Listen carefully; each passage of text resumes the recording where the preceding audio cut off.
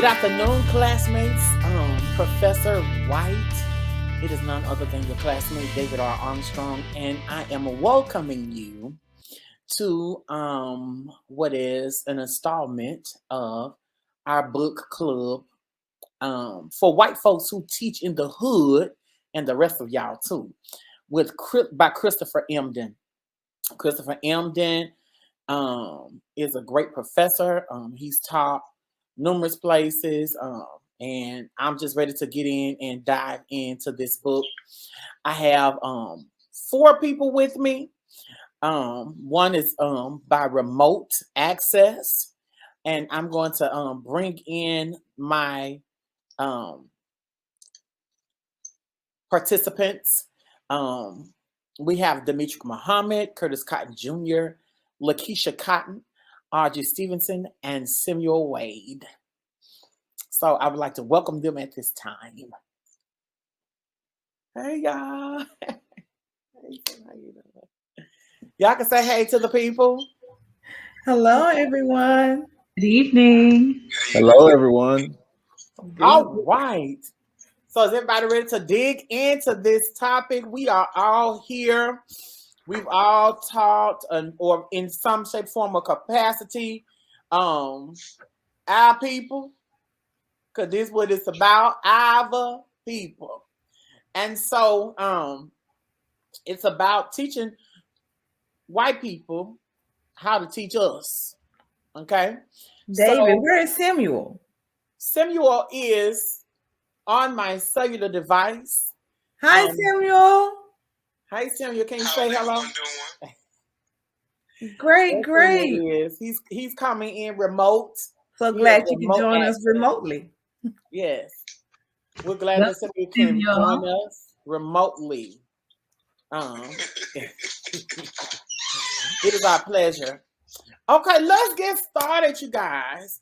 On chapter 1. Is everybody ready to turn to chapter 1? Okay, let's turn to chapter 1. It's on page. I'm gonna be like our kids in our book. How long is gonna be, Mr. Armstrong? It's gonna be a little while, but you can come on with us. All right. So chapter 1, camaraderie. In the Black school, camaraderie is I would say, as Emdin said, the neo-indigenous school, because that's what he calls us. Yes. I'm gonna do like the kids do when the teacher trying to teach and they interrupt. I want to give the people a little background about everybody that's on here. David, I guess I'll be the moderator, co-moderator. I'm the helper moderator. David R. Armstrong is currently a teacher at where, David? At Kingsbury Middle School. It is a school in the hood, predominantly Mexicans, Hispanics, Latinos. More, I would say maybe 80% is Hispanic, Mexican, Latino, and probably the rest of it is African American, Caucasian, and Indian.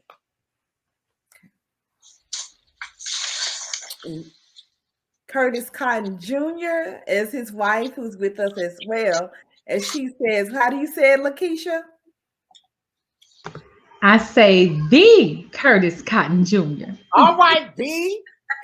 Yes. Curtis is a former educator, and now he works with a business where he still has to use the skills that he gathered when he was a teacher. So everybody, Curtis, say something to the people.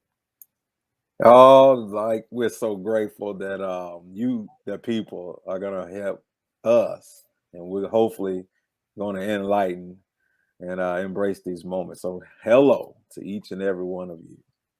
Hello, Curtis Cotton Jr. Yes, Curtis is. How many years did you teach, Curtis? 15 to be exact, Miss Stevenson. Whoa. 15 years. So Curtis probably could do his own book too. Yeah. And we have with us Mrs. Lakeisha Cotton, the wife of Curtis Cotton Jr. I would dare say Curtis Cotton because that's her name for her husband. But we have with us Lakeisha Cotton. She's a teacher in her own right. Say hello to the people, Lakeisha. Hello, everyone. Great evening to you. I want to say thank you to my brother, David R. Armstrong, for inviting us to be a part of this dialogue. This was so interesting. When I was reading the book, I could not wait to dig into discussion. My husband and I talked about some things. I mean, it literally opened my eyes to so much. I have not finished the book yet, but I intend to indulge the whole thing. So I'm excited about what we're going to talk about tonight. And we also thank you so much, Lakeisha. And we also have by way of phone, Mr. Samuel, and he is in the education system. And I'm not quite sure if Samuel has ever taught anything. If he's taught at church, then you might as well have taught in the hood. So, Dave, Samuel, how are you on this evening? Good evening. Good evening. All is well. I am Samuel Wade.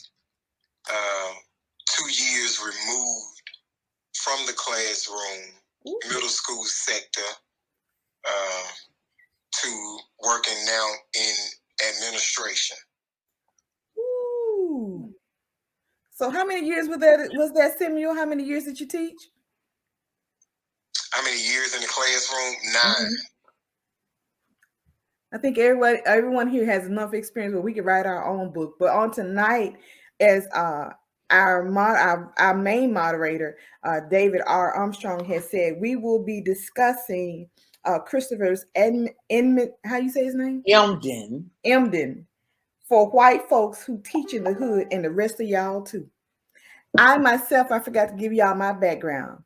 Although I have not taught in the classroom, I did teach Sunday school for 18 years. And so the chapter I was given was chapter 3, which discussed the church perspective on teaching in the hood. Now, I had children to come to my Sunday school class who were on house arrest. I had children to come from similar backgrounds as Christopher discussed in his book. And I had to deal with that from a Christian perspective. And also because I had a little working knowledge of how a classroom was, because that was my starting major in school. I knew how to handle the children. So even when you're in the church realm, you have to practice a little bit of classroom management, except for in the church, you had a little bit more wiggle room. Yeah. So David, I'm excited to dive into this book. Let's get this party started. David, we're back in your hands. Let's get this party started. Okay, camaraderie. Everybody on page 17.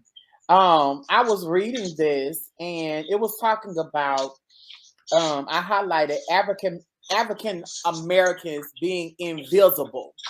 Now, as I was reading this chapter, this man, the first time that he talked, I've been teaching now, I know this is my 14th year.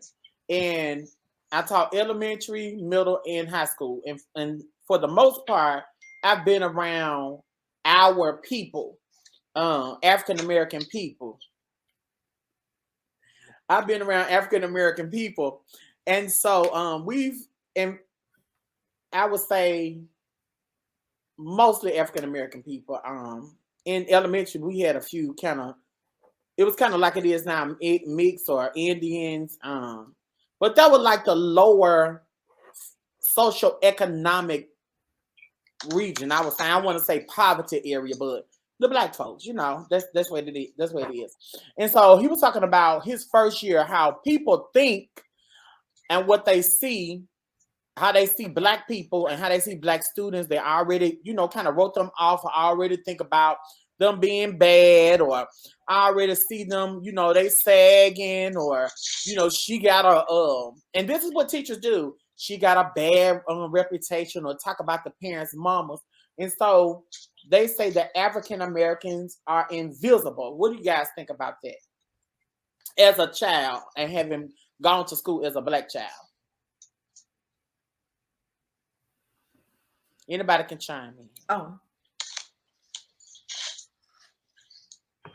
I guess I'll chime in. This is such a good segue into the discussion of the less fortunate, the lower to low income, impoverished, critical need areas. It was discussed in my chapter. I know we're going to get there, but it just bled into the same thing David is discussing. It literally bled into chapter 2 about the preconceived notions, the stigmas, the stereotypes that they were labeling the African American or students of color with, and how they had already written off some of the students simply because of appearance. They would look at them and determine this is going to be a challenged child, this is going to be a tough child, this one is going to be easy to teach. And so they were really cutting themselves short. So I think that is a good dialogue to open up right there, David. That's good. Anyone It else? is. Go ahead, It White. really is. And to piggyback off of that, when you said the preconceived notion of, okay, I haven't met these children, but I can already tell 5 of them are going to be a problem. When you have not gotten down to the source of the problem. Right, right. And also, when you said leads into chapter 2, when you talk about labels and cultural differences and artifacts, that plays a major part in the educational system, especially when you're discussing urban children, urban educating, or urban education. And I would also add rural education, because the rural sector has a higher poverty disproportion than any other area that we know of. So when you are already walking in the door with a concept of who you're teaching and where you are at, it already diminishes the quality of education that child or those children will receive, because you're already set in mind on what you're going to do and what you're not going to do. And there's no in between. That's good. I mean, I love that. I know we talk about chapter 1, but it literally bleeds into my chapter. And I guess I'm being partial, but Samuel said it best. They literally were cutting themselves short of or cutting the children short of the quality of education that they could give these children based off of, like he said, the stereotypes. In my chapter, I don't know, can I go into that, David, or you want to just go chapter by chapter? Let's hold on. Okay, I want to go give Mr. Kai a time to speak on that. Well, yeah, I was listening to Brother Samuel, and as he was speaking, just from own experience of teachers that come into the classroom, we're talking about the beginning of the year. Teachers will stereotype that student or that female or that male, and it will cause issues because that student is not going to be able to receive the proper education that they need. That will also go into students that come into the classroom that is in another higher level. So that also brings up another issue that I think this book is going to cover. But you have that lower income class student, you have that middle income, and then you have that upper income level. And I got to be honest, when I started teaching, I saw I was stereotype students before we even get an opportunity to get to see what they are capable of doing or producing. So yeah, let's go on. I think this is going to be awesome. I would like to chime in, David, before you go any further, to piggyback off of what everyone has said. Our being from, most of us are from the Delta. We are Mississippians, and in Mississippi, you have 2 sectors of rural. You have the rural, which is public school, and you have the rural, which is private. And now they're getting to charter schools. So the rural that is public, since we're talking about for white folks who teach in the hood, I need to probably move that apple over. But for white people who teach in the hood, although they're talking about a more urban city life here in the country, in the rural area that we're in, majority, 99.9% of the public schools are going to be the, depending on what where you're located in Mississippi, is going to be African American. And so growing up, I probably saw 2 or 3 teachers, and then we had about 2 or 3 students that were Caucasians. And the other Caucasian school children, they went to a private school. What do they call it? I think it's just a An private academy. an academy. Here's an academy. Yes. So they sent them to the academy. And what Curtis was saying about stereotyping students, this book talks about stereotyping, discriminating, being prejudiced against students. And we ourselves as African Americans, we have been guilty of being prejudiced against our own students. Our own African American students, we've discriminated against them. Like Curtis was saying that he would sum kids up by their appearance about or how they were particularly acting in class. And that's leading into my chapter, but we won't discuss that now. But I think it's important when whoever sees this video recognizes that in Mississippi we have there's those 2 sectors. And so you have the public children who are dealing with something, and then you have the private school children, because here they separated. We're still segregated in a sense, because the only way you can go to the private school is if your parents got enough money to send you over there. And then when you get over there, there are not too many of us, even though we may have the money. They still don't allow so many of us to go over there. If that's making any sense, is that good? Am I going too far? So within the sector of the rural area in Mississippi, we have. I want us to come back and discuss that again, by how we are discriminated against, even to the point of testing, state testing and all that. But I don't want to get in trouble with this. So I ain't gonna talk about this. That was good. Y'all are hot. I am so excited about going on. On page. Can I add? Yes, add. Yes, I wanted to hear Samuel. Come on, Samuel. I'm gonna add to that, and I'm gonna try my hardest to tie this in to camaraderie, as chapter 1 discusses. The district I'm with is about 80-20. About 80% black, 20% white, with the private school, in distance.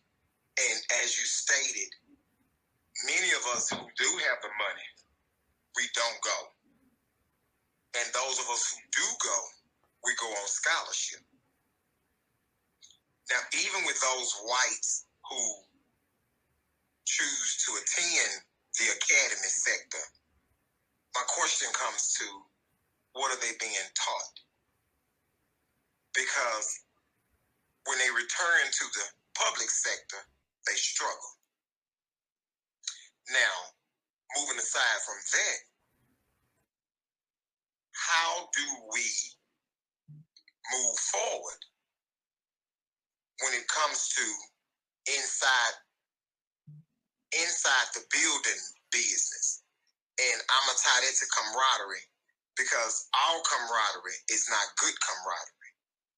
We may see a teacher and witness their teacher's acts, and we know that's not conducive. And if we say something, are we being harsh, or are we being helpful? And how is it being taken? Because I taught at a middle school that was 99.9% black. I could get my students to do things that the principals couldn't get them to do, and the principals were black. Now, I'm not a miracle worker, but I understood where these children came from. And I'm going to stop you right there, because that's on down the line. That's on. But I said that to say, I witnessed a TFA teacher on day 2 break down. I walked in, closed the door, and told her, if the students saw this, you're in trouble for the rest of the year, because they know they have you. that was my way of letting her know, hey, you have a teacher you can come and talk to. Because I'm not just here for show. I'm here for the kids.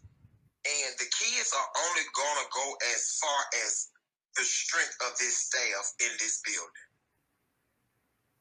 So how can we as educators, or how can educators come together as one for the betterment of the children when we speak of camaraderie?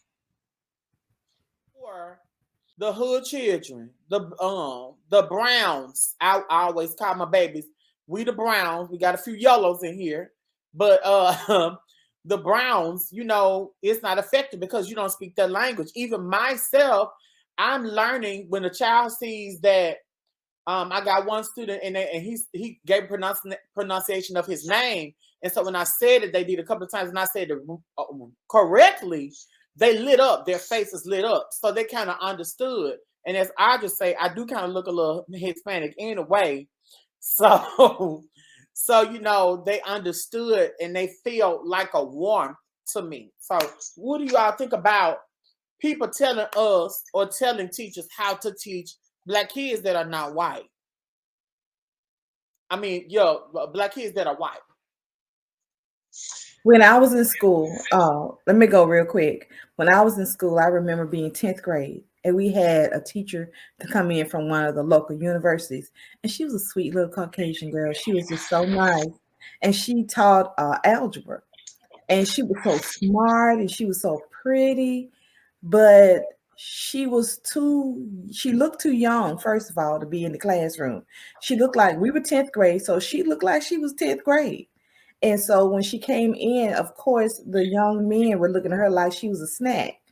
And they kept on, saying little stuff to her. They never said anything that was really bad. But when she came in, because she could not connect with us in our culture, and it's dipping off a little bit in my chapter, the third chapter, but because she just taught, what she had been taught at school, and she never could really connect with the students. And back then I didn't know how to tell her, you need to connect with us.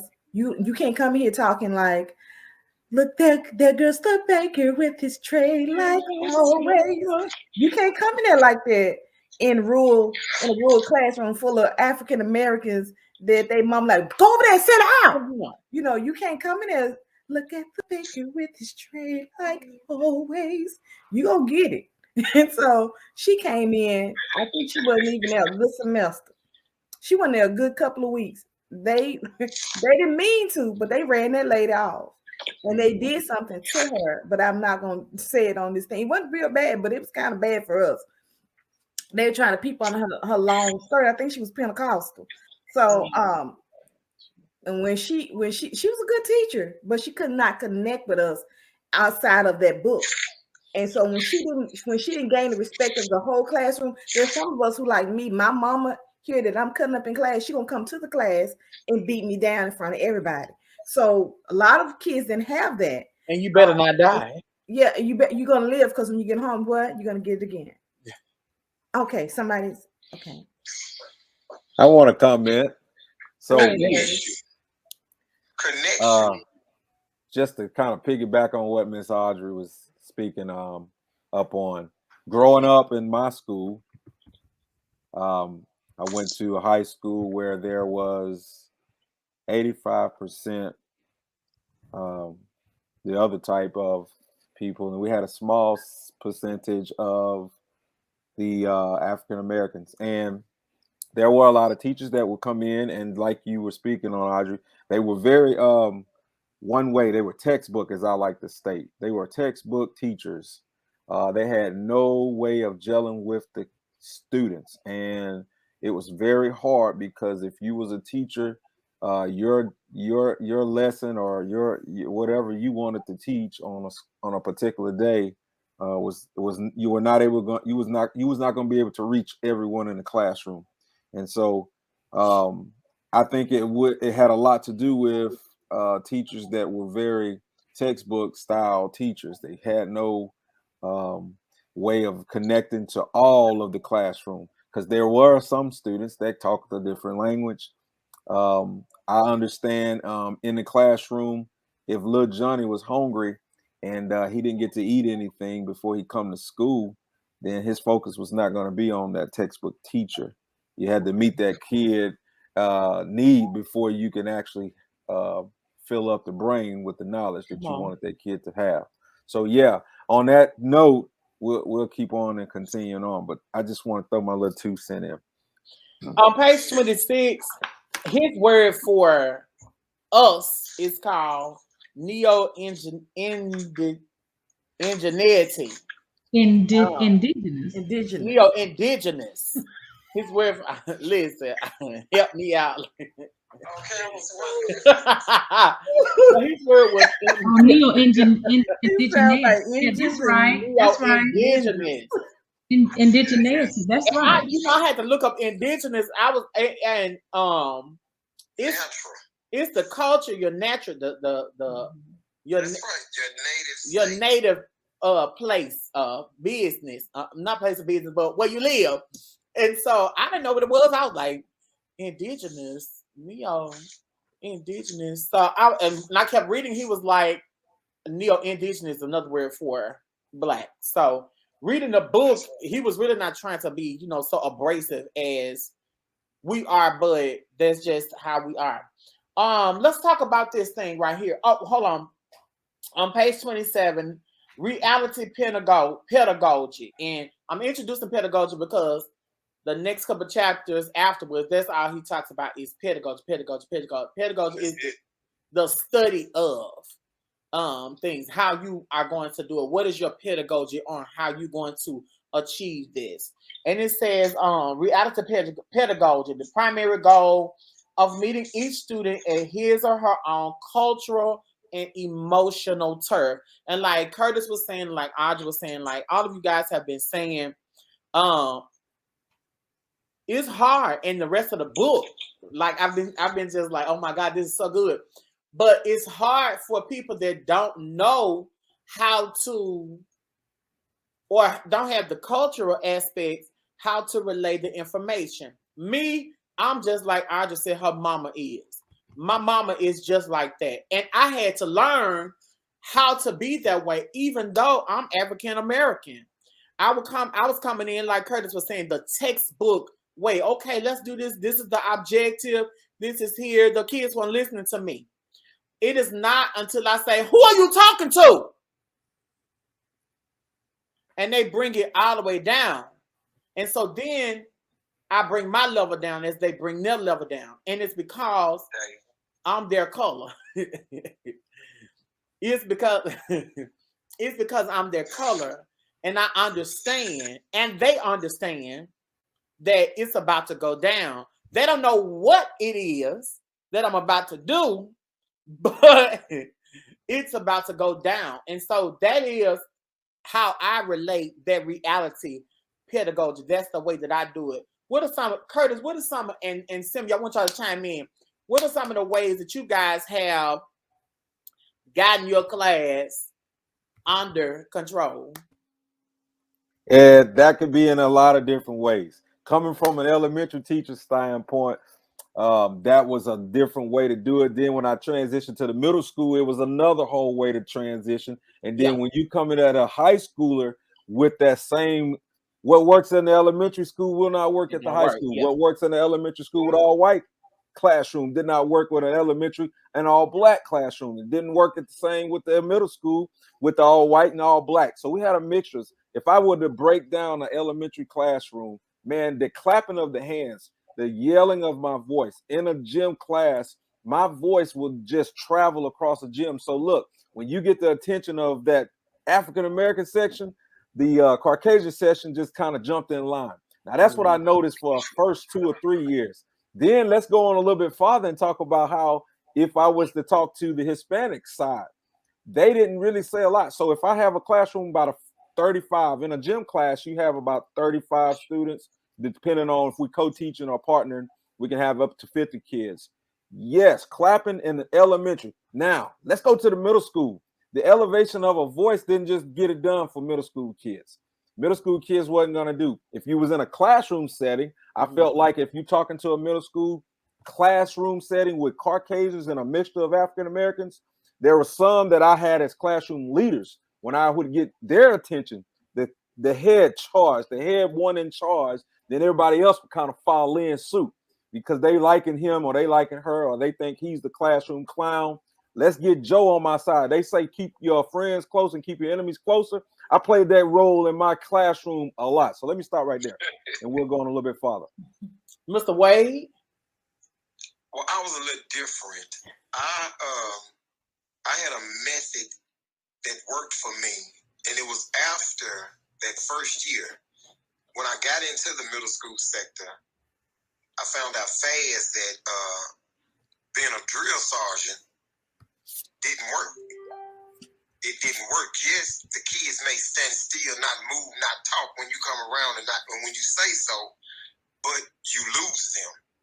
Mm-hmm. So being at a middle school that was, like I said, 99.9% black, I was just like, you have to remember how you grew up, bro. You have to understand where you come from and what you saw growing up.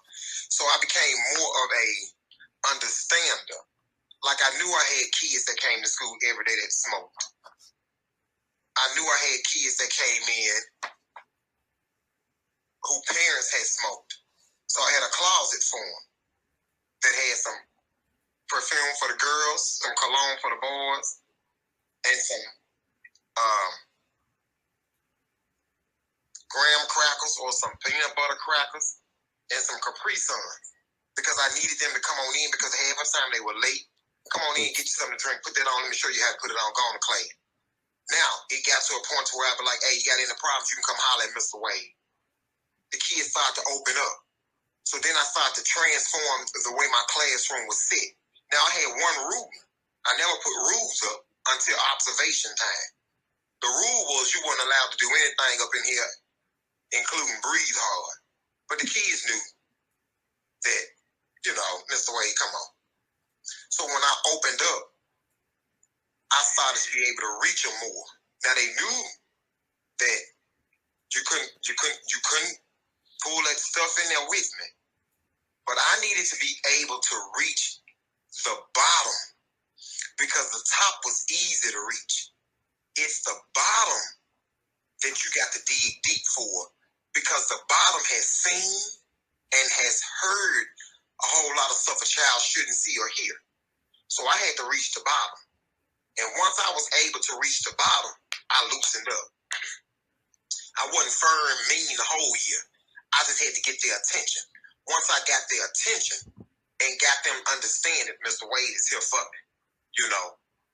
Mr. Wade got my back. No matter what it is, he got my back. If I'm in the right, he got my back. And I see him all the time because I still live in the neighborhood with them. So once I was able to get that done, everything else falls in its place. But it is getting that child's respect, and it is getting that child to trust you, to know that he can come or she can come to you, and all is going to be well. You're going to get what needs to be gotten, or you're going to get them where they need to get them the help that they need or deserve. And that's a bigger issue. Ooh, I just got to Can get we him. just sit right there for a second? It's a lot. Can we sit there for a second? I want to just chime behind that. Do we have time? Ooh. Go ahead. This is so important to the neo-indigeneity, mm-hmm. or the who the indigenous people are. Mm-hmm. Because Samuel said, I lived in the hood where the white folks are trying to teach at. That makes me indigenous. That means that's my land, that's my language, that's my child, that's my thought process, that's my experience. Yes. So the simple thing that's so powerful, and I'm not a teacher in a classroom, I'm a teacher in other areas.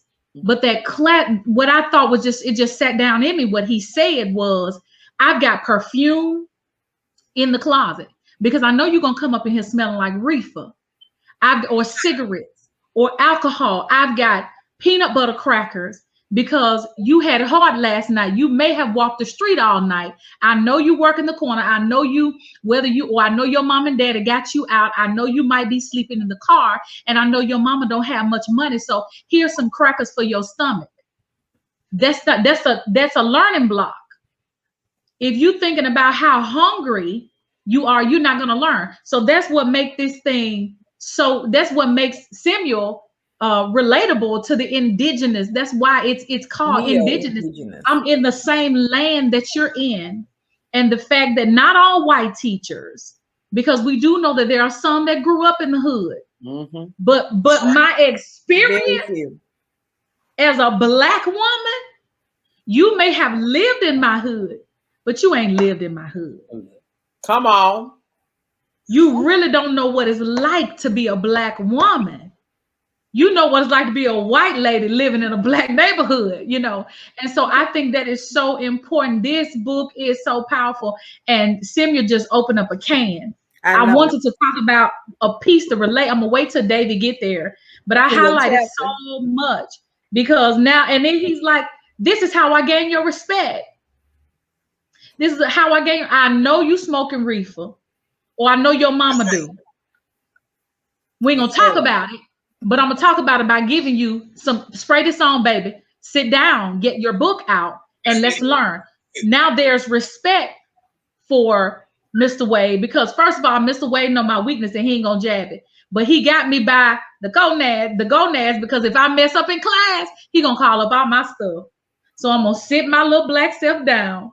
Thank you for the cologne and the peanut butter crackers, because you helping me in a place where I hurt. I just love you did that. Since we're talking about African Americans, if you show us that you care, that's how we get in trouble too. But if you show us that you care, if you show us that you love us, you gotta say, I love you, baby. That's just like the Bible, which is getting into my chapter. When you show love, that's how a lot of people get caught up in the wrong thing. But we're talking about in the classroom, a teacher that children know who cares and who is here for a check. And the generation we're dealing with now, they will tell you to your face, you don't care nothing about me, you trying to get a check. But when you can connect, since we're talking about this book, when you connect with us, when you connect with the African American children, when you show them that you care, by him giving that perfume, not judging them, not being prejudiced against them, what they got going on at home. Not everybody's like this, but for those who were in that position, I can tie it into my Sunday school class. I know I was not in the real classroom, and the kids would go off on me and say, this ain't no real school. And I would say, shut up and sit down. We about to learn about the Lord. Yeah, like the Lord. That's right. Then they say, you a gangster missionary. I said, you best to know it. Spiritual gangster. Well, all the gangsters at in church. They all be at we got saved and went to church. And That's so right. I would come to church when they even started a feeding program. Because when I came to church, I'm trying to teach the children Sunday school. They half of them hungry. I got spend 10 minutes trying to get everybody together. And I said, you know what? We all about to be one around this plate. And so I didn't fix them no piece of toast and piece of bacon. We had grits, eggs, bacon, sausage, biscuits. We had the whole shebang. And then to incorporate that, I would teach them the lesson while I'm teaching them. And I said, well, y'all come on in this kitchen, because we had one of those big old kitchens.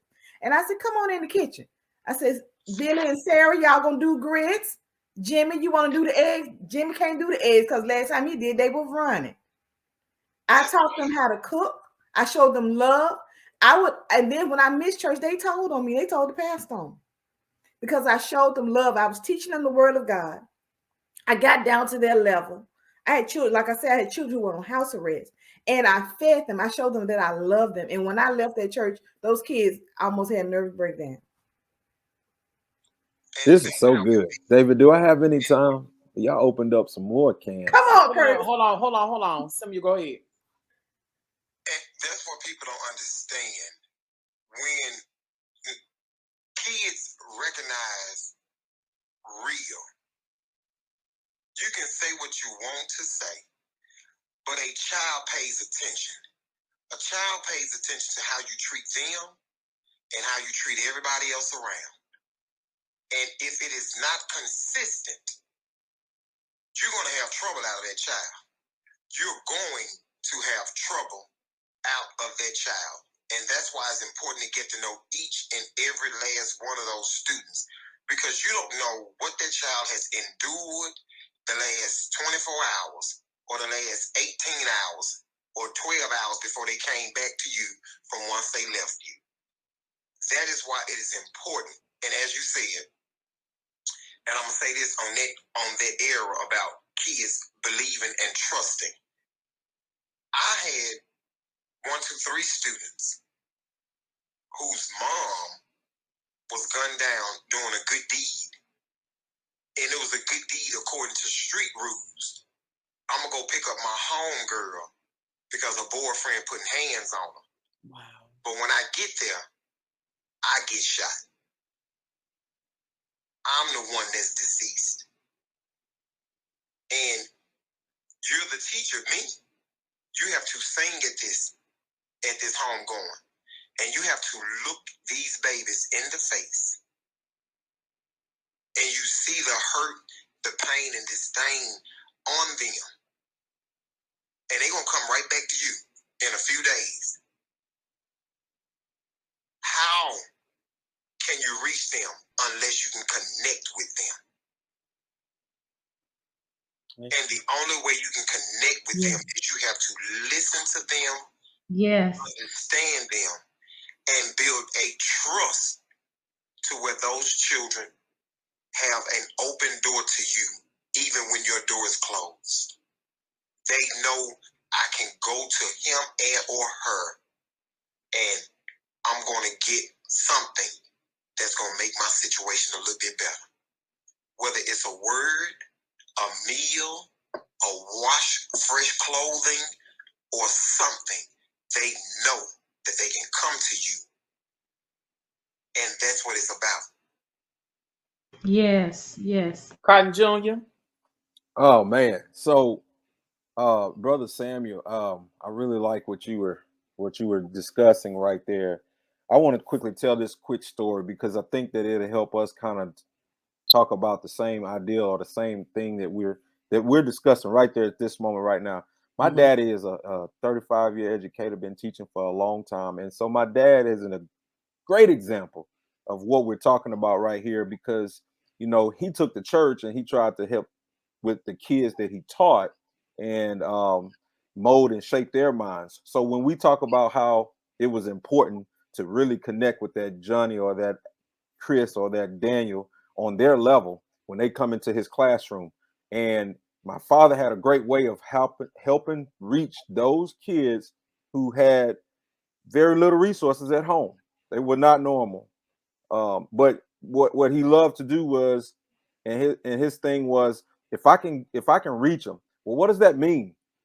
We need to find a way to reach this kid, whether it was getting him to get into something that he was loving, finding a way to get him out there, or rearing him, or raising him, or teaching him, or maybe going to his house and sitting down with his mom and dad at a kitchen table and trying to connect with his mom or dad. And in my dad's case, he's been teaching so long, he probably taught that mother or that father of that kid that he has in his class now. And so when he was able to reach that kid, what was the next goal he wanted to do?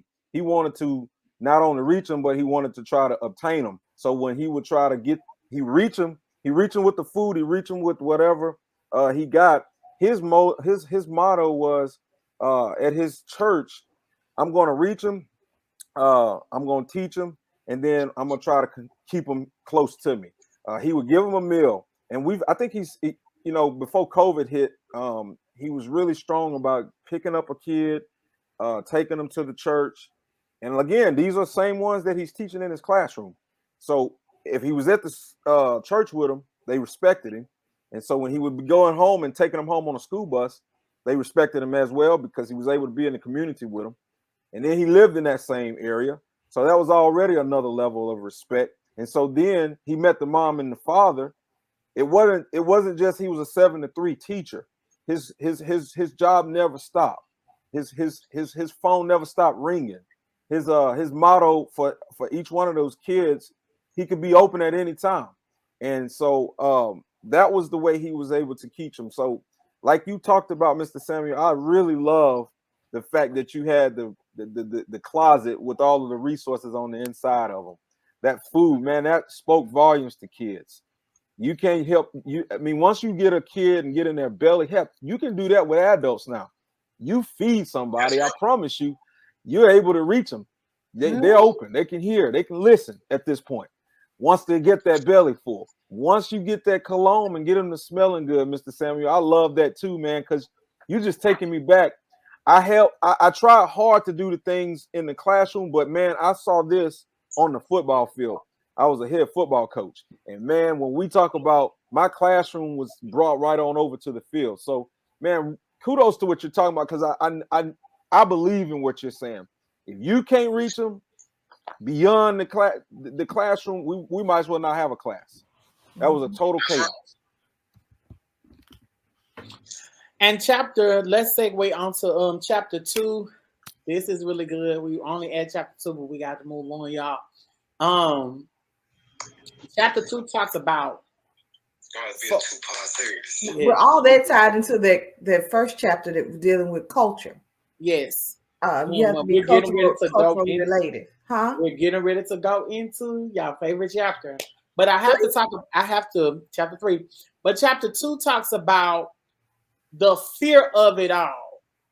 Y'all know, like I know, when they see a black person, there is a level, and I'm talking, I would say neo-indigenous people, for lack of better terms, for better speaking, there's a sense of fear that overcomes a person. I don't know what it is or how they feel about the student, but because of the swag or because of how they carry themselves or because of the culture difference, there is a fear that comes over I will say a new teacher or something. And that's what chapter 2 speaks about. He was talking about how at the beginning of the year, he will always see new students come in.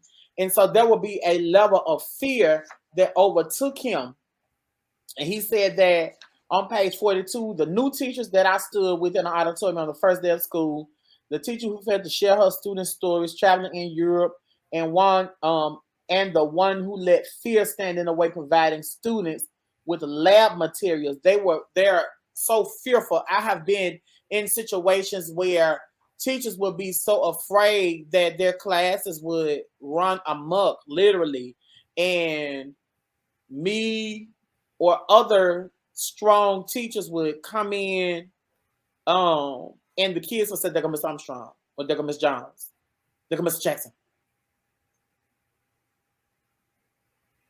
and they would stop in their tracks. But when we leave out, right, when we left out, because we weren't afraid and because we understood them, and just like I'm a type of person, I love snacks.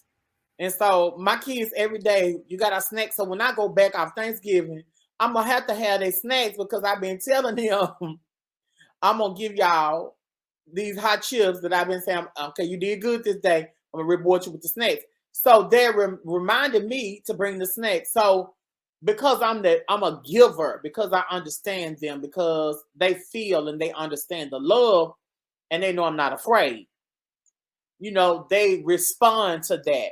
How do you all, have you all been in situations where you've been around people and they've prejudged a child, or they really because of fear, or, like you were saying, this child may be musty. What would you what would you say to another teacher? Because that's what chapter 2 is about. If they said that child's so stinking or he bad as hell, what would be y'all response? Let's start with Lakeisha. Hold on, Curtis. Let's get Keisha. I was saying Curtis already talked about that. I know. He did. I think he does want to address that because I'm not an educator in the classroom. I'll let him address that piece. But I have some pieces that I highlighted similar to or what you're talking about that I do want to address. Is that okay? Go ahead.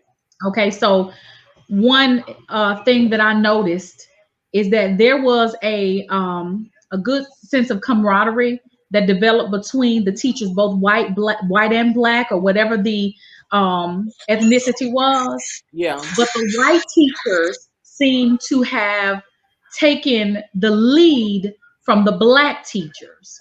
So these people drove into the hood to teach because we talked about that critical need type teaching. So he not only was he stereotyping the students along with the teachers, but he was also stereotyping the teachers based off of a lot of them came from different walks of life who never stepped foot inside of a black neighborhood, but they got this student this grant to go to school or pay your student loan off if you teach in a critical need area. And so that literally blew my mind when I read that is a method or a way of keeping the African Americans locked into one type of mindset.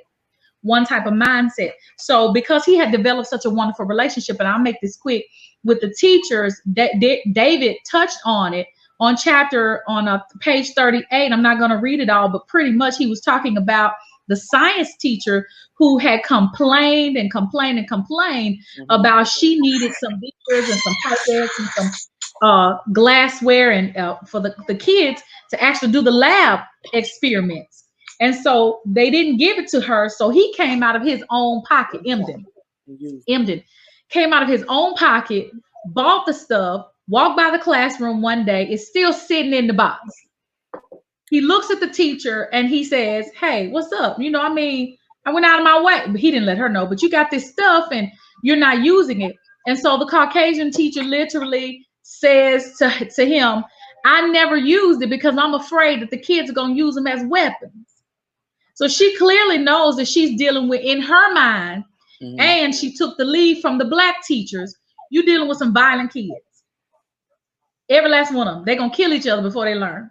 And so that to me was so dynamic. It was such a dynamic that these teachers were conditioned already. So the preconceived notion that they had about the African American culture, the African American behavior, that the adult African Americans had confirmed everything that they thought. They never experienced it, but they already knew violent kids make violent adults. If somebody don't step in, violent adults make raise violent kids. And so the cycle continues.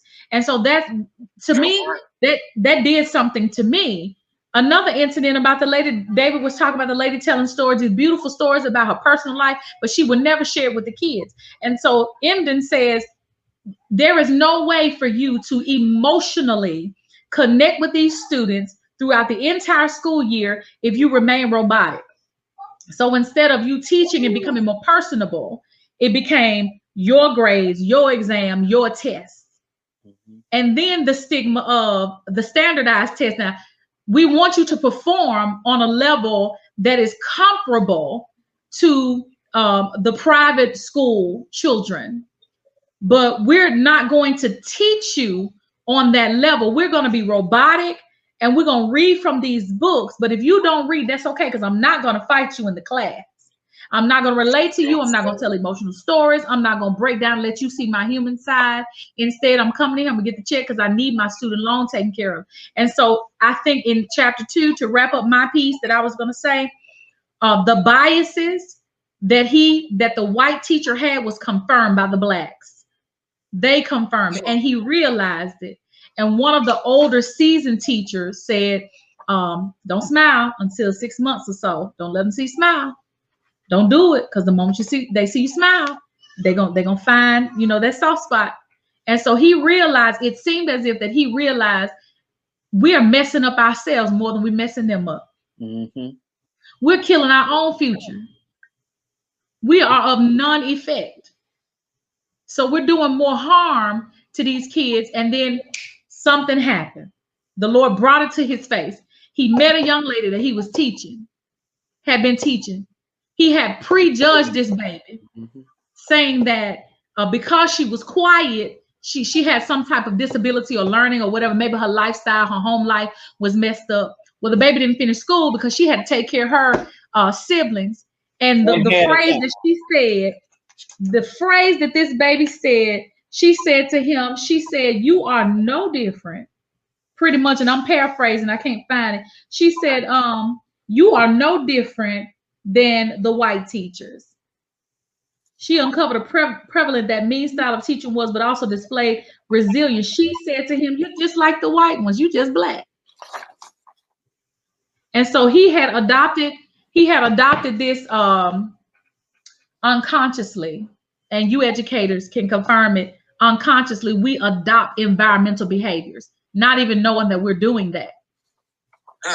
We both influence, and we both we are both thermostats and thermometers. So we walk in the room, we read the temperature, and then we find where we can actually insert ourselves, and then we become, the thermostat to set a certain temp. So he had so much power that he could have influenced the thinking right there. He knew it the whole time. They're standing there discussing, okay, there was gonna be some trouble. And look at this, the nonverbal behaviors, the nonverbal communication, the way the kids interacted with each other made them make determinations on how they're gonna be for the whole school year. Body language, facial expressions, hand gestures. When they gave each other dap when walking down they were one way in the classroom, they were another way with each other. So the teacher couldn't even get past that. They couldn't even connect emotionally. So as Samuel said, if you're from my hood, then you know my hood, then you know how these kids are. You know how they flow, ebb and flow with each other. But apparently you can't flow. But I think Emdin kind of fell short in chapter 2. But he realized he had messed up. He realized you can't reach him. He made a grave mistake, but it was almost too late. Would you say, Sam? You know what that's called? That's called following the script. Because the script has already been written. That's it. On how the educational system wants us, wants educators, want teachers, want paraprofessionals, want those people that are in that field. That is how that script is written. They want us to teach it that way. The educational system has not changed in 100 years. And you ask yourself continuously, who is it benefiting? Who is it catering to? And we know who. Because if you was truly for true education, you would adapt to the way things are and reach kids where they are. And like it was stated, angry parents raise angry children. That is true. If you did me in, I got to send my kids to you. Come on. You did me in. 10 of y'all still teaching that taught me. So if you did me, you be my child. When you find out I'm the mother of this child and you still remember me. Yes. And Samuel, let me add real quick. My husband just talked about his daddy teaching kids, their kids and their grandkids. So his whole tenure in education, he taught 30-something years. So he had the parent, the student, and then sometimes the grands, because some of they're young grands,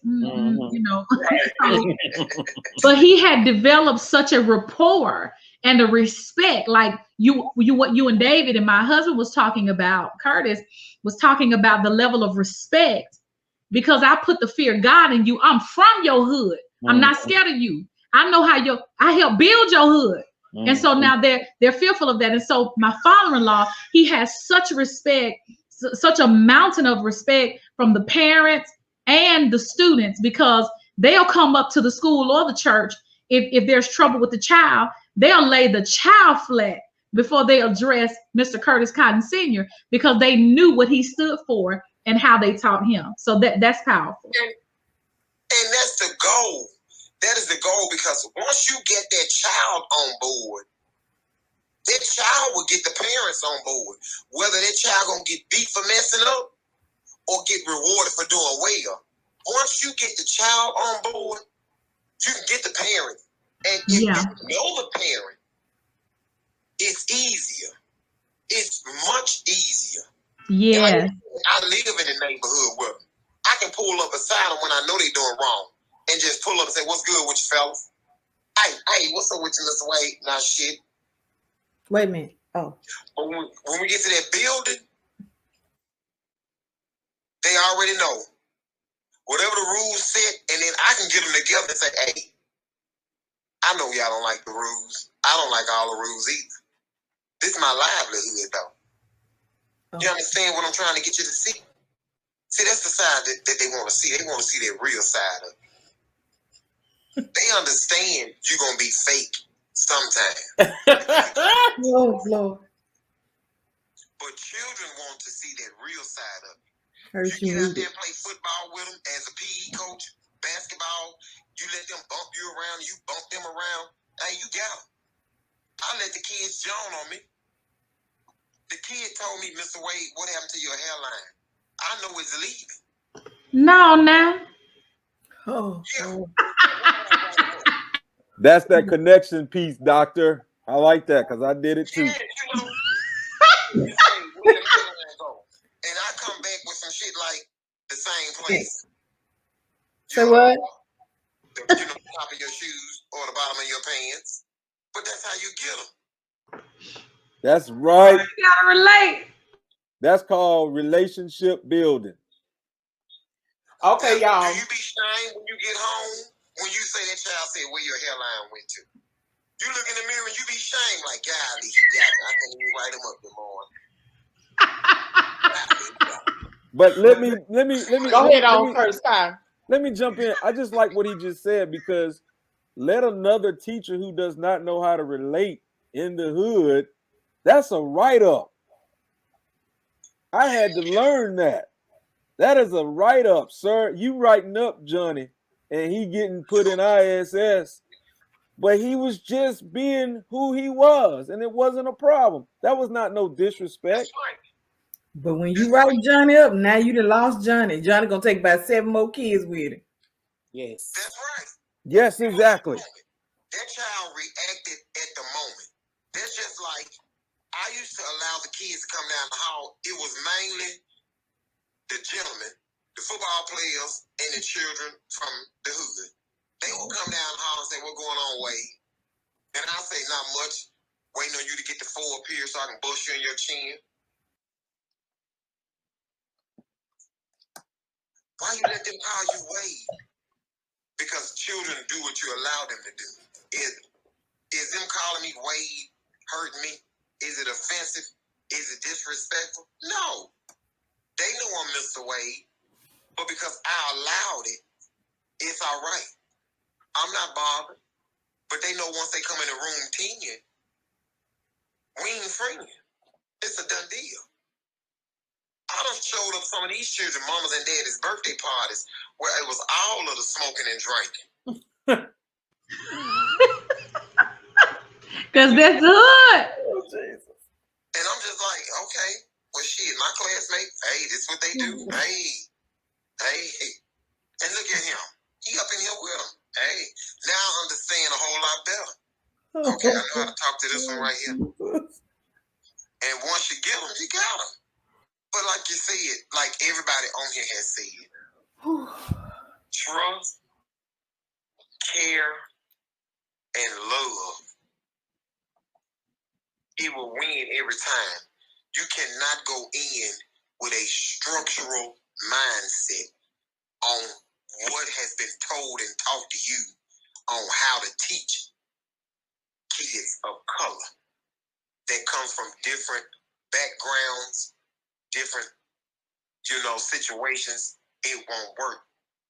Trust, care, and love and understanding, it will win every time. And you can be the most whitest or palest or European, however you want to, describe it or label it. If you can get to those 4 basics, your complete experience in that urban atmosphere will change, because now you have a roadmap on what you need to do to get to where you're trying to go. All right, that was thing. That was so good. And Samuel, I want to piggyback off of that real quick. When for white folks who teach in the hood, and the rest of y'all too, let me tell you something.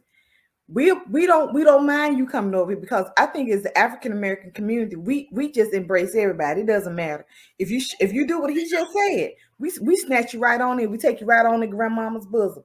But what we don't like is And when you feed try to be you. us with an attitude. How you gonna be us without us? You know what I'm saying? Don't come over here trying to act black, because you're gonna get your feelings hurt, and I ain't gonna learn nothing.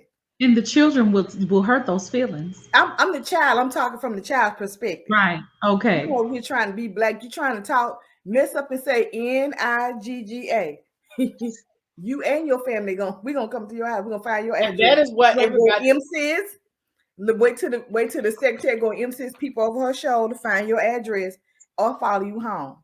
So I would say to everyone else who's not black, when you're coming into the black community to teach us, you have to do what Samuel said and what all of us have been saying. Show the children love, show the children respect. And even if they call you by your last name or your first name, you gotta be careful, and you gotta be able to build a relationship with your students, so you'll know, who's trying to be disrespectful and who's just jiving.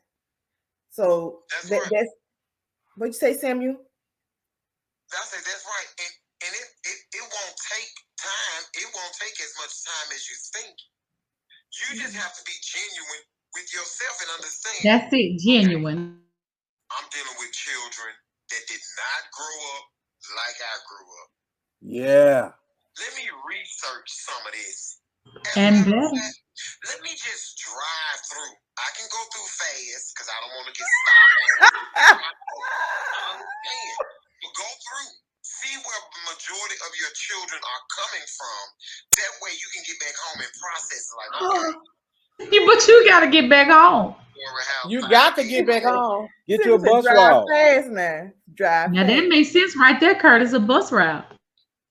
Oh, Y'all, hold on a minute. Hold on. Wait. I gotta tell y'all something real quick. Go ahead. In the school, my previous school district, this is what because we had a lot of those teacher programs that pull students in, or pull adults in from all walks of life, from all over America. What our school district would do. I'm trying to operate this and talk at the same time. What our school district would do is put everybody on buses. And they put the new secretary, they put all these people on the bus, and they took you to the hood. Yes. Or they took you to, because I'm in the rural area, so they took you to the country. Those schools out there got one boiler. It gonna be cold in the winter, and everybody gonna be almost in a bikini in the summertime because the air don't work. So you got to know this. And so when school started in August, they put you on that bus and they explain every school with every situation that's going on with that school. And so when that bus ride over, now do you still want to come here? Hey, Audrey, I love it because we did the same thing. Then they will take you. This is before the students arrive. Then they put you in your classroom with that paint peeling. This floor look like I don't know what, and they tell you make this classroom your own. Make it your own, and you got to do it. And you got to get yourself psyched up. You forget about the children before they get there. You got to get that room together, and you got to be in this. It's hot in here, and like Samuel said, some more than the students gonna need deodorant. You gonna need to share the deodorant with the teachers, with your fellow teachers, because it's hot. But anyway, our care bags was. Deodorant. Go ahead, Curtis. Hold on. I did something every year for my students. Every one of my students got a toothbrush. Care bags. The care bags was very important to give those students. I wanted to go back on what Mr. Wade was talking about just a minute ago. That one little phrase that I had when I was a teacher, and I will never forget this man. He's gone and living on, resting in his grave. But he told me one key thing I love the most. When I became a teacher, I was getting ready to become my first. Well, we had to go from, because to me, I felt like certifications and non-certified teachers, those non-certified teachers were really those real teachers to me, because they generally cared. The ones that got the titles behind their name sometimes to me didn't move me. But let me say this: the kids didn't care about how much you knew until they saw how much you cared about them. I'll stop right there. That's a great point. And I want to use that to segue into chapter 3, everybody's favorite chapter. Pentecostal pedagogy is really about the culture and what it is to teach. And we've said a lot of this stuff. And we've talked across the book when you talk about knowing how to speak the language, there's code switching, being the Bible talk about being all things for all people. You can use that and apply that to this profession. You have to know how to be that person where you are. You can't come in like Audra was saying, just around the river bend. You can't you can't be let it go, let it go. You have to come in with like yo,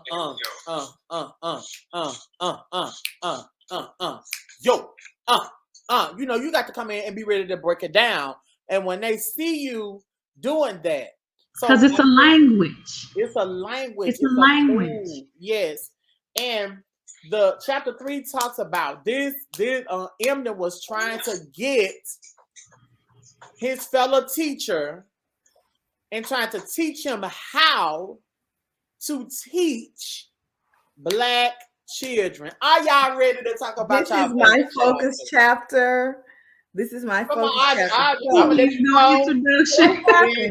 I've been waiting. I've been waiting. Amen. Amen. Go ahead, Audrey. Amen. Robo Shay.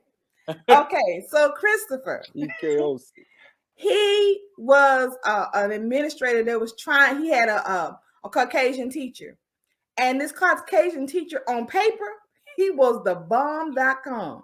He had the best lesson plan. His lesson plans glowed in the dark, but they wasn't light enough for those students to check in. He up there teaching his heart out.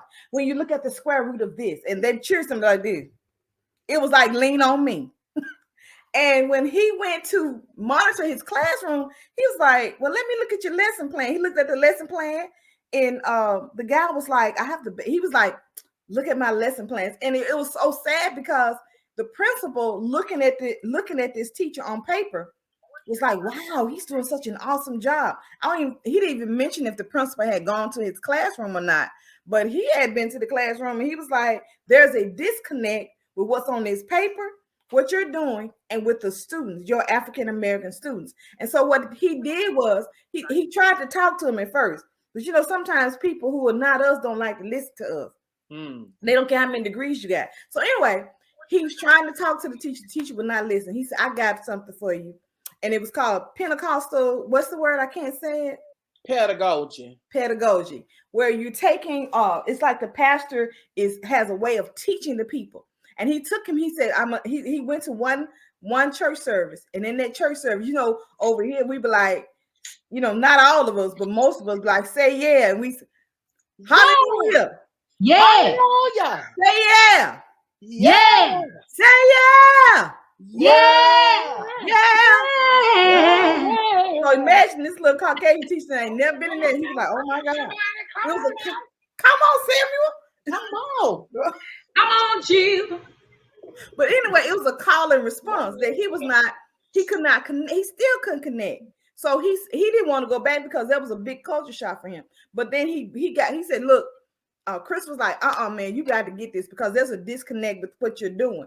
And he said the trouble was somebody else gonna see this on paper and think that this is how you get your African-American children to connect with you. Just teach this. And he really didn't leave in the room because we're interactive people. And so sometimes when I go to a church where they don't have the call and response, I'd be like, Lord, I gotta get out of here. I forget they don't have one. I jump up, hallelujah, at a non-Pentecostal church and folks be, we thank God we don't have call and response. Oh, I can't go to Samuel's church then. But because if it hit me, I'm coming to him. They got some type of call and response because he be leading it. But he tried to show this teacher, look, you got the I think he had another teacher that was he was an administrator, he was an assistant principal or something. But in his class, the children were hanging over his desk. They were responding to the lesson. They were learning. They were getting it because we are people who love to connect. Like David said, when David was teaching school at another school district, and the kids, I was on the phone. He wasn't probably supposed to be on the phone, but he was on the phone, and the kids was like, ah, yeah. And I said, David, don't holler, don't yell at them. Just wipe your face down like this and get real quiet.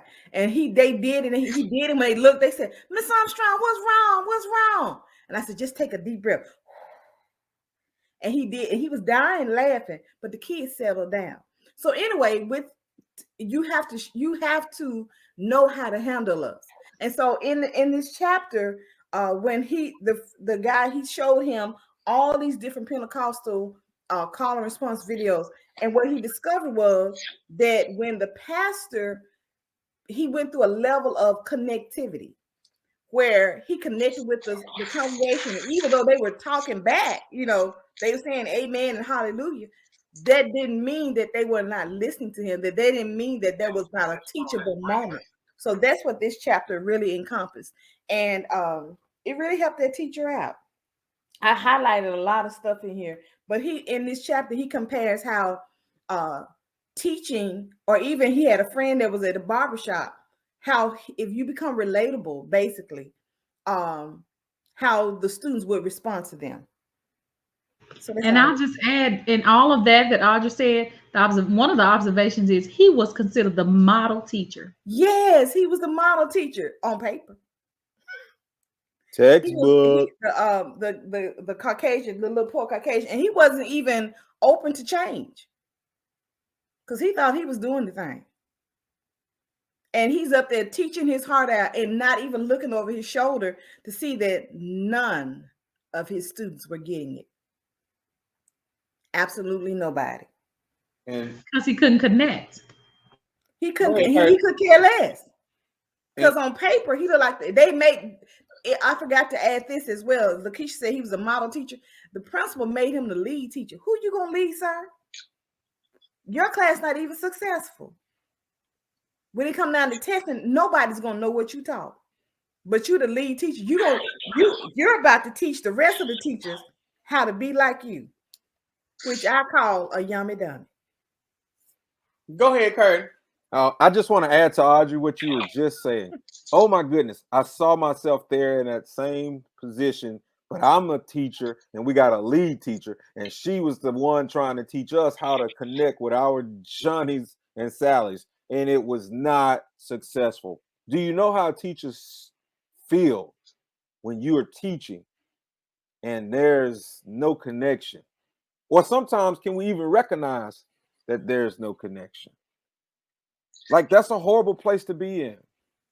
And then you trying to reach, your students are not learning. Third 9 weeks pop around. Fourth 9 weeks it's time to test. And now we got a bunch of robots and we have no one ready to be propelled to the next grade level. I just hate for that teacher to be in that place. I don't have to go on. That's what the book. That is what the entire book is talking about. In the 7 C's, it just talks about creating the atmosphere for your class to thrive. That man's class, that he went in and he had a loud voice, is what it said in chapter 3. He had a loud voice, and so he was able to command attention when people walked into his class. He was like a disciplinarian for the school. So when people walked into his class, they remind you of something done Mr. Wade. But when they walked into his class, they were like they were just everywhere, but they were learning. And so it's not in the other chapters, it's not the structure, it's not the norm. It was not have your lesson plans, or like Mr. Wade said, and this is the thing that they always want us to do, whiteboard protocol. Lesson plans got to be up, your objective, your word wall, your agenda. That is whiteboard protocol, and you have to sometimes kind of follow that. Whereas if you don't follow it, you're not an effective teacher. Just like the guy that was teaching and had the pristine lesson plan. I'll tell y'all something now. My lesson plan, I got them from way back when I first started teaching. I just changed the objectives out because sometimes I'm not even going by. I'm going by what the lesson plan is not really for the teacher, is for the administrator. Because if you're still on, like if I'm teaching A, B, C, D, E, F, G, and I'm like, okay, we're gonna match pitch off this. If we match and pitch and somebody's not getting it, I can't move on until they have mastered matching pitch. And so they may be in my class now, my sixth graders, I have to be fast with them because their attention span is like this. They're the energetic ones. My seventh graders, they come in and you have to really kind of keep them going because they'll slow down and they'll want to talk. My eighth graders, they're the intellectual ones. They're the ones that I can teach guitar to. You know, so I have to know these things, and what's on that lesson plan don't constitute me going by it because of what I wrote on it. And so that's what he was saying.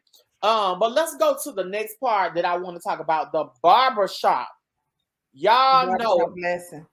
yes, the barbershop lesson. Everybody knows you get in the beauty shop. Y'all ladies know, and in the barbershop, everybody know. If you want to know how to teach African Americans or be in the culture, go sit at the barbershop. Go get your hair and nails done. And let me tell you something. I'm the mother of a black son. I've been to a barbershop, but never had to sit in. And I don't know the experience that men have had going to a beauty salon with their wife, sister, girlfriend or whatever. But I was so, it was kind of eye-opening, and it gave me such a, I didn't even tell my husband this, it gave me such a sense of belonging, cultural belonging, because I was looking at how the men handled the boys, whereas women are so kind of loving and, come on baby, sit down, be still, no, turn around, that's me. But the barber and the dads are in there like, get in the chair, put your hand down, turn around. Come on, man. Snatch your back. Come on. Plow through this. Hold your head back. And then I'm sitting there like, oh, he's being too rough. But he did it. He did it. And just looking at just the smell and, the edginess in a man's barbershop, the stuff that goes on, that was a bit off topic, but it's still cultural. I just wanted pointing to up your neck after they have lined you with that alcohol. It still goes with this chapter, Keisha. On page 53, the swag. There are some things that these are some points that I want to bring out to you guys. It says there are times in a class to tell the kids to do something, and then there are times to ask them. And he said, I can have them react differently. This is the powerful stuff. Based upon your voice, your tone, your attitude, there's a time to, like, even with Lakeisha being soft, in this chapter, he said there's a time to tell students what to do, and then there's a time to ask them. Oh, can I jump in on this? Go ahead. That's good. That's good. That's good, because I have a little black son too, and then I have a lot of children at my church. And then I always used to say, man, I had a whole football team, and there was times that you needed, as a man, as a coach, as a teacher, as a parent, as a school bus driver, there was times I needed to be very soft, and there was times I needed to be very harsh. There was times I could tell Johnny to do something, and then there was times I needed to ask him. Here's a good example. I don't think a lot of nowadays kids, and I'm not talking about back then. I know back then, mom or my dad would just embarrass me in front of my friends. It didn't matter. It didn't matter. He could say whatever he wanted. I better not look twice. I better not dab, or I better not think about it. I just need to move, okay? You try that to this day, you need to have the respect of that kid, first of all. But if I'm on the field and I needed Johnny to go get something for me, I needed to ask, him to go get me something. Say if I'm on the field and I left my pad for my football practice and I didn't have my schedule in my hand, I needed to ask him to run back over to the field house, go into the coach's locker room, get my information, bring it back out there to me. But if I'm on the field with him and I'm on the field with 25 other guys, I am demanding, I'm telling them guys that I need them to hustle. I need them to run. I need them to move. There's a mission we're trying to accomplish here today. Or let's go to the classroom, or let's go on the school bus. I drove the school bus every day. And there was times that I can say something to a kid, and if I said it to him in a nasty, rude manner, I'm going to probably get something in return that I didn't want to have, or something I didn't want to get. And now I know that my bus could have went so much smoother on a ride. Now I have a whole chaotic ride. In the morning time, I used to pick kids up, and we had a seating arrangement. I like all the girls on one side. I like all the boys on the other side. I did that for a reason, because I took my room for classroom managing right on over to my school bus, because you had a classroom right there. If you realized it or not, you were in that classroom on your school bus. So I just wanted to talk about the times that I needed to ask a kid to do something, and I needed to demand or tell a kid to do something. I didn't like to embarrass a kid either, because I know this is not the 60s or the 70s or the 80s. I may not get what I needed to get from that kid because of where I asked him at in front of his peers. Don't ask a 10th grader something that you're going to ask a kindergartner. And it's how you ask. So anyway, good stuff. We can go on there for a long time. That's some good stuff, Curtis. I want to go back to, I want to dig a little deeper in chapter 3, because we're still in chapter 3. Come on. Part of it, we're still in it. Part of when Chris took the white teacher to the black church, what he witnessed, he thought it was chaotic. And even when he allowed him to go to the teacher, David mentioned they had the loud, stern voice, the disciplinary administrator. What he saw when he saw the children on the man's desk and leaning over him and talking to him, and they doing different things in the classroom, he looked at that as being poor classroom management. But you're dealing with a different type of culture of students. That's not for I wasn't in a regular classroom, but my Sunday school children, I'm like, this is like a real job. Y'all need to pay me, because they would be like all over the place. And I would have to figure out a way to bring them together. And my punishment, I didn't. I'm like, we in church, so they got the walls are not that thick. So my punishment, I would go off on some of them. Yes, I went off, but for the ultimate punishment was not to be able to come, whether I had breakfast or muffins or not, because I would cook and bring stuff to them, like make little cakes and stuff, little pies. But the punishment, whether I had food or not, was that you could not come into my class for a month. Those kids would be crying. Their mom coming there, can little Johnny please? No, Johnny can't come in here. Hey man, Johnny cannot come, because I've asked Johnny over and over again to be quiet. Or I asked Johnny to read the scripture. Johnny told me he ain't read today because he ain't at school. I said, that's fine, goodbye.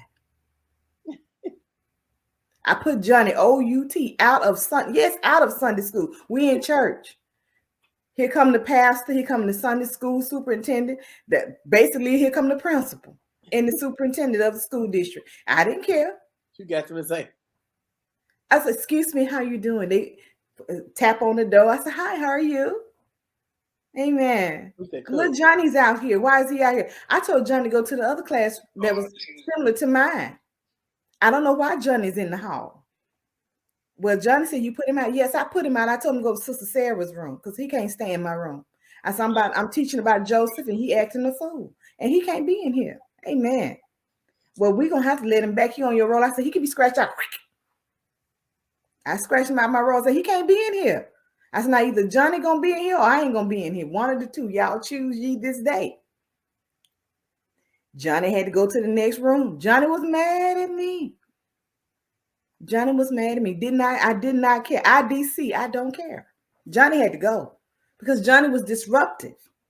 And then after that month was over, Johnny humbled himself on there, and I had to put him out no more. And then when they saw what happened to Johnny, when they'll try, they get to their edge.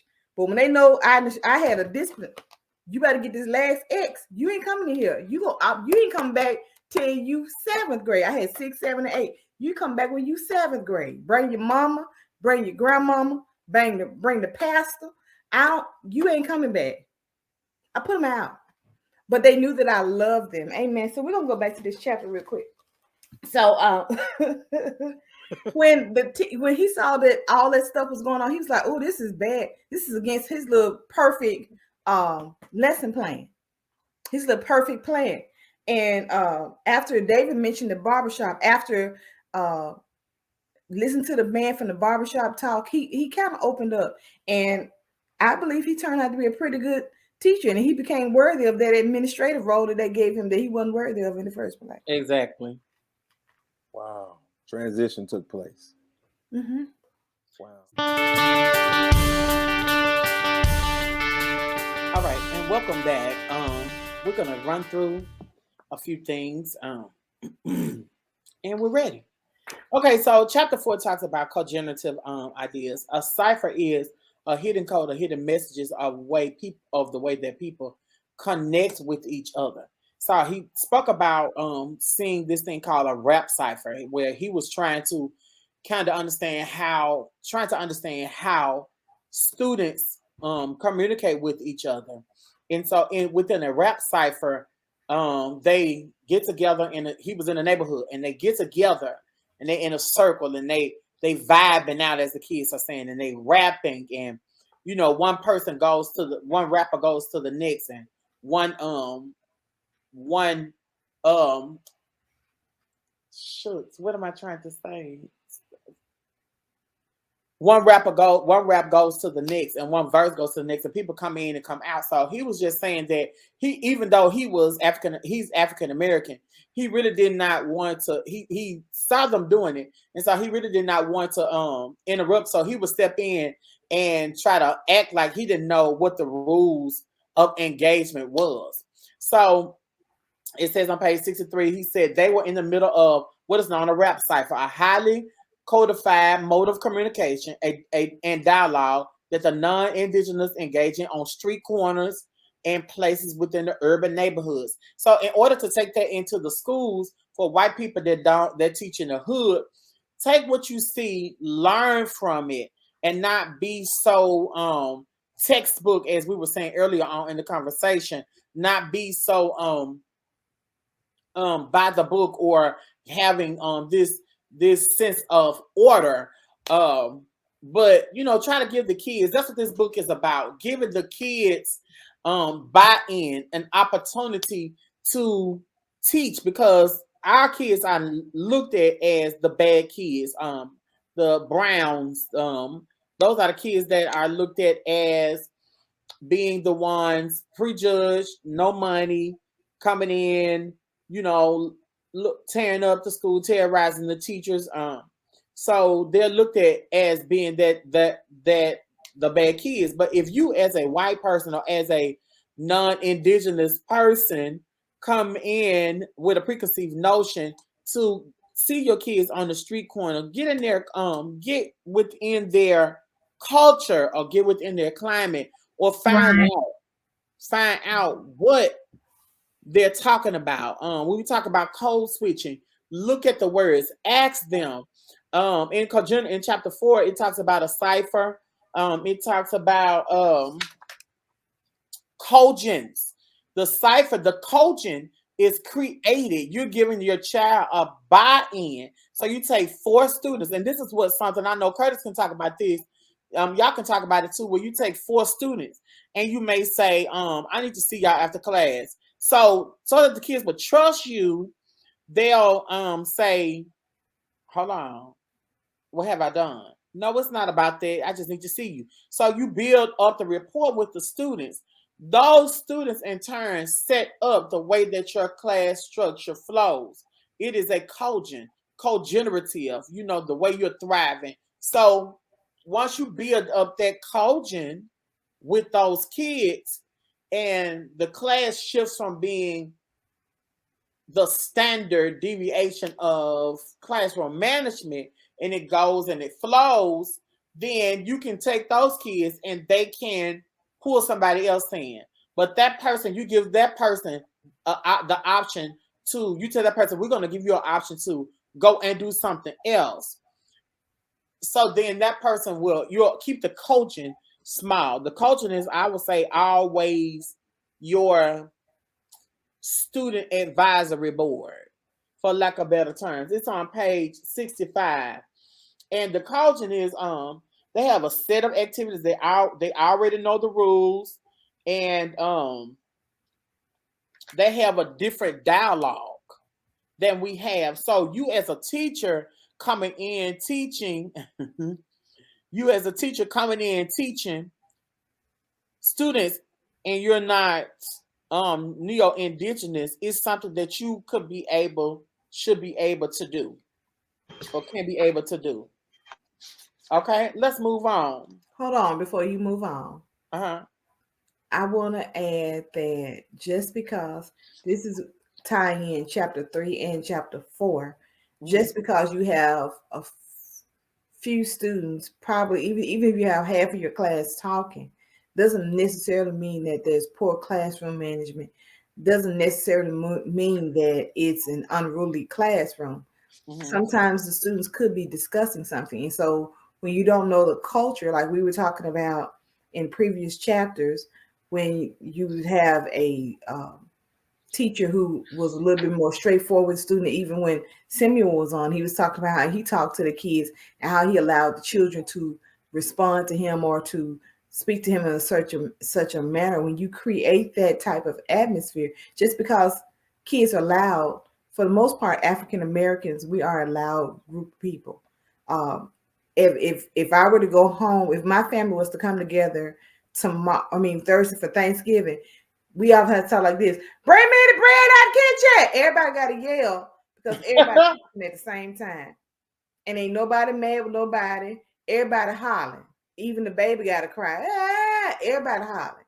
So just because there's a lot of noise in the classroom, just because, and even not just so much for our Caucasian or white teachers, administrators, how they have classrooms set up now, they want to be able to hear a pin drop. Just because you can hear a pin drop does not mean the child is being educated. Is that right, Curtis? Absolutely. You are nailing that We spot want on. to interact. Like even when I was teaching my Sunday school class, I didn't have them sitting there doing hallelujah. We interact. We got loud. I created newsletters. Engagement. I had engagement. They were loud. Even I used to write plays, and so my play, one particular play I wrote, I had the children. They didn't have time to read the story of Mary and Joseph. So I told them, I said, look, we got to have something for Christmas. I'll read the scripture, you all interact. And I said, but you can say something. And so when I read the scripture, the part where Joseph was betrothed or whatever to Mary, and he thought to put her away privately, I paused so the children could react. Now these kids from them apartments at the back of the church, behind the church.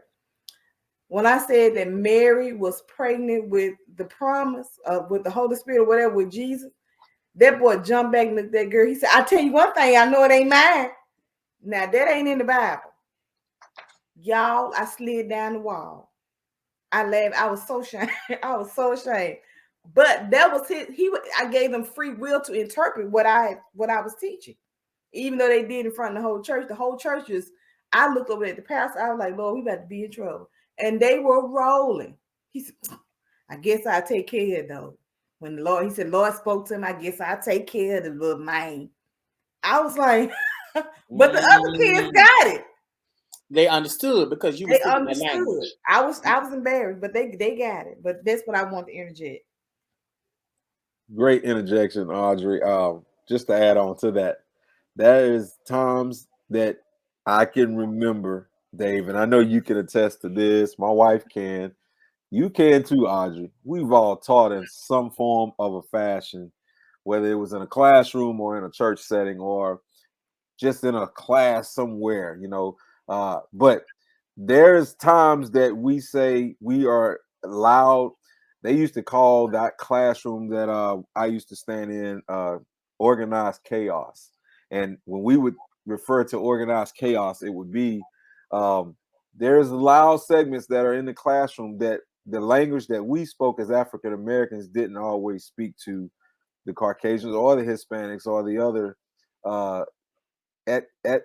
don't know that the word I'm trying to say, but whatever that other culture was in that school system. So yes, I just wanted to reflect on that. It's so important that you understand, if you as an administrator or if you a parent or if you're a community leader and you're coming to observe a classroom that have loud noises, there is learning going on in the lab classroom with volumes that are really, really high. And then there also can be learning going on or the engagement. They used to say we want to do 5 things when our school was there. And the biggest one I remember was the students need to be engaged in the learning process. What did that mean to me? I need to be yelling because motions create emotions. And when you're teaching, that is something to remember. So Did anyway, you say motions create emotions? yes. Wow. Yeah, because you got to move. You got to, even me now, the smaller that I'm getting, um, my voice is big. And so when I come in and I'm quiet, I got the little Mexicans, they call me uncle and they say, "Hey T.O." And I apologize, my Hispanic children, my babies. Um, they say, "Hey T.O." and I say, "Hey niece." They're like, "Oh, you know what that means?" I'm like, "Yeah, I know what that means." So I'm talking and all of a sudden, okay. When I say it like that, they know it's time to, to listen. But while I'm taking the role, I'm looking around the room. They know I'm taking the role. So they know, they can talk and have a conversation. But when I say, "All right, we're getting ready to do," or something like that. And so that is I guess I think that's more so a cultural thing. And I asked the kids one time, I said, the culture says that you get spanked. I said, "Y'all don't get spanks, do you?" They said, "Oh, yes, we do. We do, Mr. Armstrong. Our mamas and daddies don't play that." And I said, "Wow." So that brings me to this point on page 107. We're talking about the roles and responsibilities in the classroom as a family. In order to teach, and y'all talked about this earlier, when the kids trust you, when you feed them, they will come. The Bible talk about you got to compel them, you got to draw them. Now, the opposite side to this spectrum will be, you gonna let your children do this in your class, or you gonna lose your class, or they need to be sitting down, they need to be learning. That's the negative. That's the con to this. But the pro is that you're actually opening them up, and when they think that they're not learning, they're actually learning. So the family aspect of the classroom in our community, y'all already know. We just don't have the good families. Sometimes we don't have the whole normal, what's considered to be mama, daddy, 3 children, and a dog. But we may have mama, 5 children, And a dog and a dog outside. outside, tied up to the tree. You may have daddy, and you don't see him. But when they come to school, they're expecting that camaraderie, that family aspect. It says, in a cosmopolitan classroom, the non-academic responsibilities, people feel like you're allowing your children to be free as the man's class was, or organized chaos, that's not a good thing. But to open the kids up and to open their minds up, like I'm teaching. I didn't want to teach, but I'm teaching. I'm learning an instrument that's acoustic guitar. Now y'all know I don't know how to play the acoustic guitar. Now the keys, the piano, sure, fine. I got one for Christmas. It's outside, but I can play that. I can teach voice. But an acoustic guitar, we are learning this together, and it's something that they felt like they needed to do. And I had the guitars laying around. So what did I do? I trusted them. They asked. So I said, okay, who all wants to take theirs home? So some of them were allowed to take theirs home over the break to practice on it or to play around with it.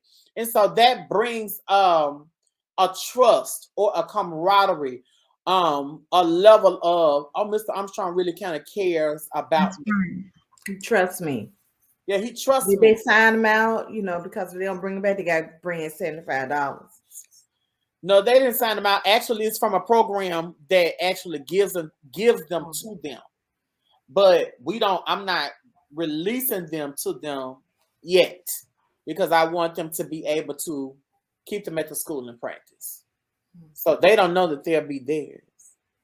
That's good, David, because what you were talking about on page 107, the roles and responsibilities in the classroom, family. So what I've come to learn, being a once child that graduated from high school, going through grade school, all of us experienced this. So you've been around this same group of people for 12 years. You may have some that come in, some that go, kids move away, new kids come in, kids drop out, kids start back school. But then by the time you get to grade 12 and it's time to graduate, I think what makes it so emotional and so memorable is you feel like these are, even though they're your classmates, these people are kind of like your family. Yeah. So when we found out certain ones were not graduating because of a money issue, so I grew up in Indianola in the Delta, so some of them didn't graduate because they couldn't pay for book fees, something as simple as that, which is horrible. So some of us banded together and we, put money together so this person could graduate. I figured out how to make candy wreaths. So to raise money, I started doing fingernails in high school to get some money to pay book fees. So that family thing is kind of developed because now, for example, our son is 5. He's in pre-K. The kids that he start with now, he may not have all of them throughout because the school is different. The districts are different. But if he was in a smaller town like where I'm from, you start out with those kids in first grade or pre-K, whatever. They go all the way to 12th grade with you. You grow up with them. So you looking at a 12-year relationship with these kids, with the same kid. It's a family environment, and it becomes that. And so you, as the teacher, are like the mom, the dad, the uncle, the aunt, the auntie or the aunt that you were just talking about that helps push them along. That's that it takes a village thing. That's how I look at the village thing. That each one of these teachers, we're going to go through 12 teachers. And each one of these teachers are going to play a vital role, So I just wanted to chime in on that, how to foster that family environment as they grow. And we're going to tie these together. This chapter number 9, code switching, which is chapter number 10. And I was going to put all these things together with everything on at the bottom of page 113. Speaking of students' language. So when I read this, it's on bottom page 113. The lady, she came in and she was talking to Emdin, and Emdin was saying, she was telling the chat the Emdin about children that she was having a problem with. And they come in every day, same shoes, everything matching. Come on, I know y'all know somebody like that. Then get into this. The boy had shoes matching, the pants matching, the jacket, and matching his hat. His sister had the beads in her head. She had magic.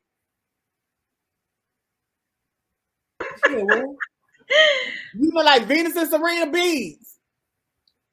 They matched her clothes. She came in with new beads every day. And so Emdin was trying to tell this teacher, well, maybe you should buy some new shoes. So the teacher got mad. But it goes without saying that when the students see you with something on that they can relate to, yes, then they'll kind of pull you in. And they will.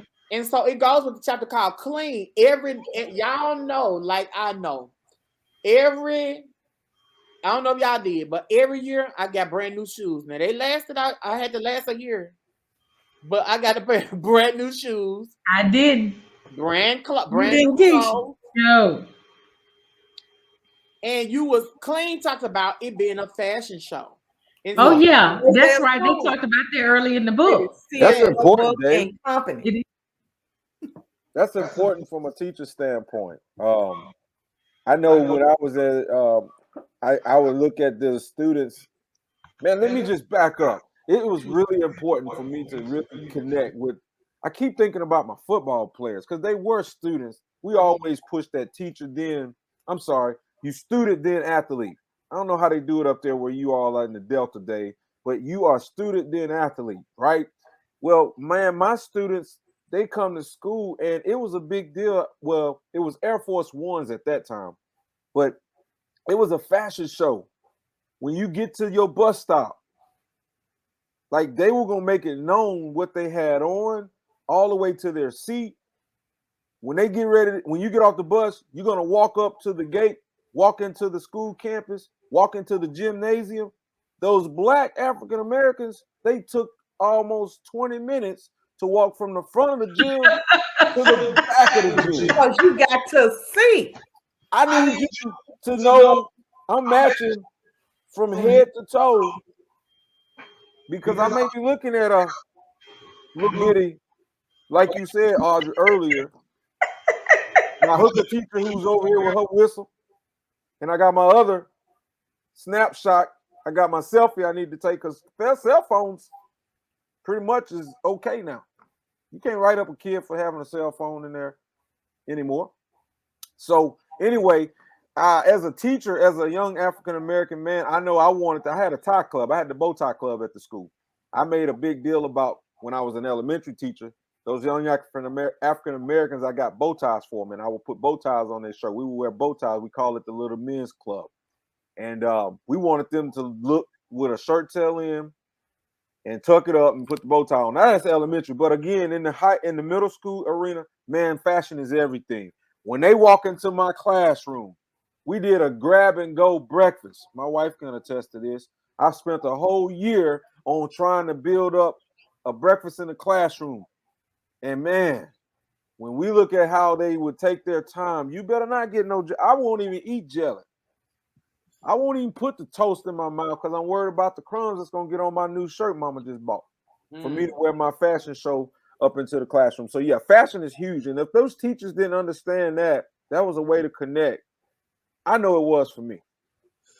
It's important for cultural development, not just I would say not just in the black schools, but public education because the private institutions normally have uniforms. But Yeah, I was gonna say we're in uniforms now, but that's still uniforms we even made that something. sure did. But it's so important The loose to leg. learn culture, and you carry that throughout when you become an adult. Then you can look back in the school books and like, man, I was fresh, I was clean. Look at what we had on. It bangs becomes a was part of nice, his nails. nails, hair, swoops, beads. Listen, it becomes a part of your growth, and that's that family thing too, David. We were talking about, that's good. And it also goes into like how we talk, how we communicate. In code switching, it talks about the handshakes. It talks about like with the gang initiation. He was talking about how he would see gang members and they would be like this and doing this, and he said it would take like 20 or 20 minutes, but it's the communication. So we say it would take them, then they be switching and doing all the fingers or whatever, but he said it would take 10 to 20 minutes before they, stop, they're greeting each other. So to be a person for white people who teaching in the hood, this is something that you have to understand. It's the culture of it all. Not only with code switching, like we are always having to, some families feel like it's better for you to act as a white person than to be yourself. And so that's what the chapter code switching is kind of all about, versus you being yourself and they just have to accept you. I want to speak to code switching and to that chapter. Uh, what we expected when teachers, I would take it even outside of after you leave the classroom, after you finish your prime years, 12 years in school, you graduate from high school. When you go to get a job, let's look at these names that are up here. I see David Armstrong.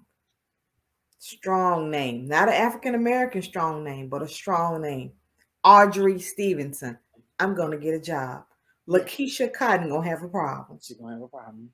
And Curtis Cotton may have a problem. He in between. They don't really know, but the way he spelled his name, Cotton, mean his family may have owned the plantation. Yes. So three of us gonna have a job, and one of us gonna have a problem. Mm-hmm. And so with that code switching, with that, how we're perceived, the discrimination, how even when a teacher gets to that roster, the trick that you and Lakeisha played on Dr. Moss, Lord bless his soul, the if that was a white teacher, he probably he look. He wouldn't have been able to say Quasakivia. Quasakivia. Quasakivia would have gotten an F because of her name. Quasakivia sounds like she came directly from the center of the hood. Mm-hmm. Her folks sold, cut, smoked, all the drugs. They the cartel. And the police just left their house, dropping off what they owed. Yeah. Quasakivia them parents. Quasakivia picked it up after school. Yeah. So it's in her bear. It's in her bear. They didn't put it in her bear. And Quasakivia said, "Can I have my bear? Thank you, Miss Jackson." It's been at the school all day. Got a whole gun and Andrews. But you know, that's racist. That's racist. That's discriminatory. But because Quasakivia could be the smartest student. She could come from a great home, but because her name is Quasakivia, so we have to be careful. First of all, that white teacher would not have been able to pronounce that name here. I was just wanting to say that, honey. That's exactly Quay. See, would not have been able to do not for a whole year, for her whole 12 years. She was gonna get an F just simply because the teacher frustrated. No. They done already discussed her in their. They looked on the road meeting because she had to get put in the class, and they all discussed who didn't want her. So they put her in the class that was already low from the previous years. So they knew from her name.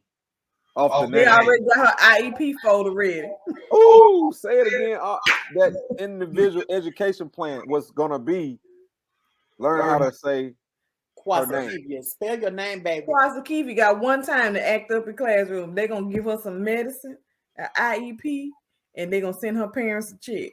And that is what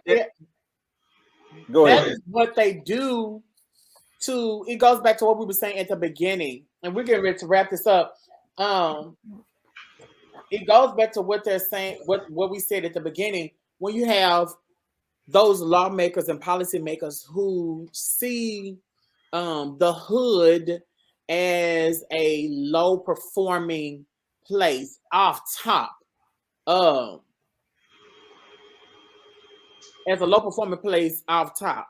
So we have to teach those people that come in, because they could potentially, like y'all talked about, the Teach for America, those people like the Teach for America teachers and those people that come in to get their loans paid off, they go off and be the politicians. So critical need areas. Critical need area teachers. Yeah, we're gonna edit that part. You can't say Teach for America. They go off and become the politicians, and so they feel that they have to come in and save or to clean up. They don't have the context, and they don't understand the what is needed for our community. Go ahead, Kurt. I want to comment on that. What is needed for our community, Dave? That is so important, because I'm reminded of the opportunity that a young kid would have in a classroom speaking on the name, because if I can remember correctly, being on the committees of teachers and listening to the conversations that we would have, your voice is very important if you are teaching or if you are demonstrating or if you're trying to represent